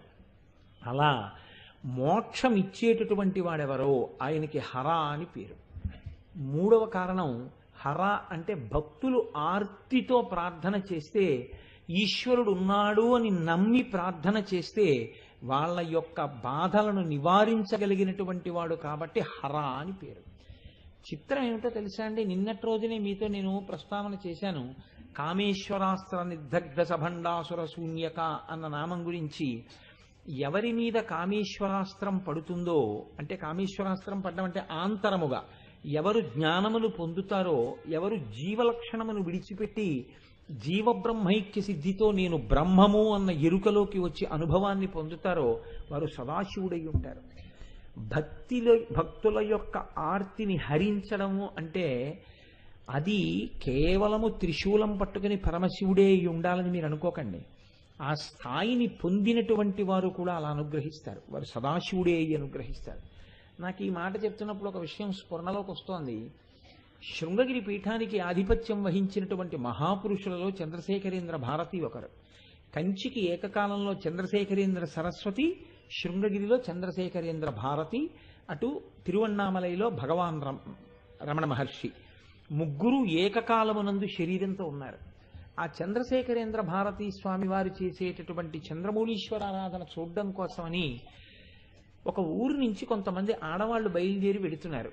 కొన్ని నెలల పిల్లవాడు కలిగినటువంటి ఒక తల్లి భర్తకి నచ్చ చెప్పి నేను తిరిగి వచ్చేస్తాను, ఏం పర్వాలేదని వాళ్లతో కలిసి వెళ్ళింది. సాయంకాలం అవుతోంది. అసుర సంధ్య వేళలో చంద్రమౌళీశ్వర ఆరాధన చేస్తారు పీఠాధిపతులు. ఆ ఆరాధన చూడడం కోసమని ఈవిడితో పాటు వచ్చినటువంటి మిగిలిన భక్తులు బయలుదేరి వెళ్ళిపోయారు. ఒకరో ఇద్దరో ఉన్నారు. ఈ తల్లి బయలుదేరుతోంది. పిల్లవాడు గుక్క పట్టి ఏడ్చాడు. ఏమిటి పిల్లవాడు గుక్క పట్టి ఏడుస్తున్నాడని ఆవిడ దగ్గరికి వచ్చి చూసేటప్పటికి పిల్లవాడి కళ్ళు నీలంగా అయిపోయి ఒళ్ళంతా నల్లపడిపోయి కదలిక ఆగిపోయింది. ఈవిడ ఏడుస్తుంటే ఆ ఉన్న ఇద్దరు అన్నారు, మేము ఏం బెంగ పెట్టుకోకు, నువ్వు ఇక్కడే ఉండు, నువ్వు వస్తే బాగుండదు కదా, పిల్లవాడి పరిస్థితి బాగోలేదు, మేము వెళ్ళి చంద్రమౌళీశ్వర ఆరాధన చూసి వస్తూ పీఠంలో ఎవరినన్నా అడిగి డాక్టర్ ఉంటే తీసుకొస్తామని వాళ్ళిద్దరు కూడా వెళ్ళిపోయారు. ఈవిడ పిల్లవాడితో కలిసి ఇక్కడికి వచ్చాను, ఇప్పుడు పిల్లవాడి యొక్క మృత శరీరాన్ని పట్టుకుని వెడితే భర్త గారు ఎంత బాధపడతాడో, ఇటువంటి ఉపద్రవం వచ్చిందేమిటి అని ఏడుస్తూ ఆవిడ గుండెలు బాదుకుంటూ కూర్చుంది. ఆ పిల్లవాడికి చలనం లేదు, శవం అయిపోయి పడుకుని ఉన్నాడు. ఆవిడ ఏడుస్తుండగా ఇలా తలెత్తి చూసినప్పుడు ఎదురుగుండా చంద్రశేఖరేంద్ర భారతీ స్వామి వారి యొక్క మూర్తి కనపడింది ఆవిడకి. ఆ గోడకి పెట్టింది. ఆవిడ అంటే ఆర్తి అంటే మీకు ఇదే లలితా సహస్రనామ స్తోత్రంలో లలితా అష్టోత్తరంలో ఒక నామంగా చెప్తారు.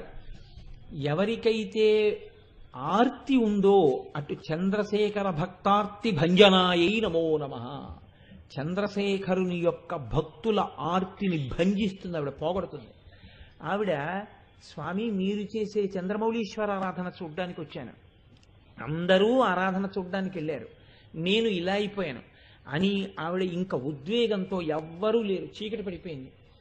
కిందకి పిల్లవాడి వంక చూడలేకపోతోంది.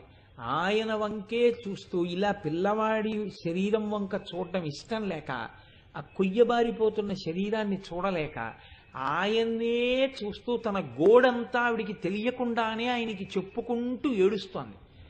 ఈ ఏడుస్తున్నటువంటి ఒక్క 15-20 నిమిషాలకు ఆవిడ దృష్టి అంతా ఆయన వంకే చూసి ఏడుస్తోంది. కష్టం చెప్పుకుని ఈ పిల్లవాడు క్యారమని ఏడిచాడు. ఆవిడ కిందకి చూడ్డానికి భయపడింది. ఇది నాకేదో భ్రాంతికి వినపడుతోంది, మళ్ళీ ఆ శరీరాన్ని నేను చూడలేదని ఆవిడ చూడలేదు. ఆ పిల్లవాడు ఏడుస్తూ కదిపినటువంటి కాళ్ళు చేతులకి ఆవిడకి కాలు తగిలింది. ఆవిడ పిల్లవాడి వంక చూశారు. వాళ్ళ అమ్మ వంక చూసి పెద్ద చిరునవ్వు నవ్వి నోట్లో వేలేసుకుని నవ్వుతున్నాడు. ఏం ఆశ్చర్యం ఇది, నా కంటితో చూశాను పిల్లవాడు విగత జీవుడైపోవడం, కొయ్యబారిపోతున్న శరీరాన్ని చూశాను, వీడు నవ్వుతున్నాడు ఏమిటనే ఆవిడ వెంటనే ఇది బహుశಃ స్వామివారి అనుగ్రహమే ఆవిడ రాసుకున్నారండి. నాకు ఏ శాస్త్రం తెలియదు, నేను పురాణాలు చదవలేదు, నేను వేదాలు చదవలేదు, ఈశ్వరానుగ్రహాన్ని నేను అనుభవించాను అని రాసుకున్నారు ఆవిడ. ఆవిడ బిడ్డల్ని పట్టుకుని చంద్రశేఖరేంద్ర భారతీ స్వామి వారు ఆరాధన చేస్తున్నటువంటి మంటపంలోకి పరిగెత్తారు. అప్పుడే ఆరాధన పూర్తయిపోయింది. స్వామివారు లేచి వెళ్ళిపోతున్నారు. అందరూ ఆయనకి దూరంగా నిలబడి నమస్కారం చేస్తున్నారు. ఆవిడ పరుగున ఓ గుమ్మంలోంచి ఇక్కడికి వచ్చారు. అలా వెళ్ళిపోతున్నారు స్వామి. వెళ్ళిపోతున్న ఆయన ఆగి ఇలా తిరిగి ఈవిడున్న వైపుకి వచ్చారు. వచ్చి ఇలా ఆవిడ వంక చూసి ఆవిడ ఏం చెప్పలేదు, జుట్టు విరబోసేసుకుని ఉంది ఆవిడ, సరిగ్గా జుట్టు కూడా ముడి వేసుకోలేదు ఇంకాను. ఏడ్చి ఏడ్చి కళ్ళన్నీ అట్టలు కట్టి ఉన్నాయి. ఆవిడ వంక చూసి ఇలా చేయి పెట్టి అన్నారు, ఏమి నీ బిడ్డడు కుశలమా, నీకేం బెంగలేదు, వాడు సంతోషంగా ఆరోగ్యంగా ఉంటాడు అని వెళ్ళిపోయారు లోపల. ఆవిడ 74వ ఏట ఈ విషయాన్ని ఒక పత్రికకి రాశారు. ఆ పిల్లవాడు తర్వాత ఫారెస్ట్ డిపార్ట్మెంట్లో పెద్ద ఉద్యోగస్తుడయ్యాడు. ఆ ఆర్తితో వారికి చెప్పినా ఈశ్వరుడికి చెప్పినా ఒకటే, వారు రావడం ఈశ్వరు రావడం ఒకటే. వారు రావడమే కామాక్షి రావడం, వారు రావడమే లలితాపరా భట్టారిక రావడం. కాబట్టి ఆర్తితో నిలబడితే ఈశ్వరుడికి అందుతుంది అనడానికి ప్రత్యక్ష సాక్ష్యం వాళ్లే. కాబట్టి హర అన్న శబ్దానికి అర్థమేమి అంటే, ఆర్తితో మీరు ప్రార్థన చేసినప్పుడు మీ ఆర్తిని అందుకుని మీ యొక్క కష్టమును నివృత్తి చేసేవారు, లేదా మీకు దర్శనమిచ్చి సంతోషించేటటువంటి స్వరూపమున్నవారు. మీరు ఏ కోరికతో ఆర్తితో ఉన్నారో ఆ కోరికని వారు తీరుస్తారు. కాబట్టి ఈ 3 లక్షణములు ఎవరికి ఉంటాయో ఆయన్ని హర అని పిలుస్తారు. ఇటువంటి హర శబ్దం వేశారు అక్కడికి తీసుకెళ్లి, శివశబ్దం వేయలేదు ఈ నామంలో. ఎందుచేత? శివనేత్రాగ్ని సందగ్ధ కామ సంజీవనౌషధి అనలేదు, హరనేత్రాగ్ని సందగ్ధ కామ సంజీవనౌషధి అని వేశారు. కాబట్టి ఇప్పుడు ఈ మూడింటిలో ఏదో ఒక లక్షణాన్ని చూపిస్తున్నారు మన్మధుణ్ణి కాల్చడంలో.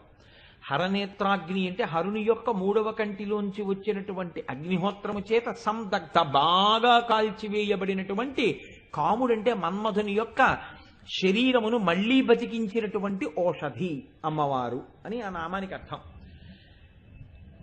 ఇప్పుడు మన్మధుణ్ణి కాల్చడం బాహ్యంలో ఉండేటటువంటి అగ్నిహోత్రంతో కాల్చలేదు హరుడు, తన 3వ కంటి మంటతో కాల్చాడు. ఇప్పుడు 3వ కంటి మంట అంటే ఆ కంటి యందు ఏదున్నది? అగ్నిహోత్రం ఉన్నది, లేదా అగ్నిహోత్రమే ఆ కన్నయ్యున్నది. ఇప్పుడు మీరు ఒక్క విషయాన్ని చాలా జాగ్రత్తగా గుర్తుపెట్టుకోండి.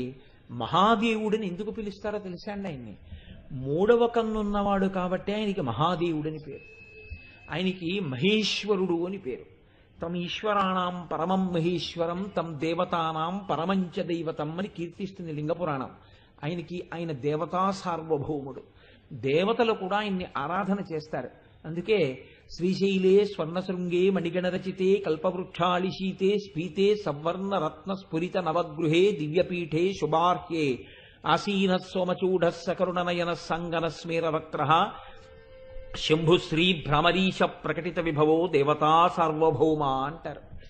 ఆయన దేవతా సార్వభౌముడు. అటువంటి వాడు హరుడై అంటే అవతల వారిలో ఉన్నటువంటి దుర్గుణమును హరిస్తున్నాడు అని గుర్తు తప్ప కాల్చేశాడు, వ్యగ్రతతో ఉన్నాడు, కోపంతో ఉన్నాడు అన్న మాట మీరు అనడానికి లేదు. ఆయన హరుడై ఉన్నాడు అంటే కేవలముగా అవతల వాడి యొక్క ధిక్కారమును దుర్గుణమును తీసివేసే లక్షణంతో ఉన్నాడు.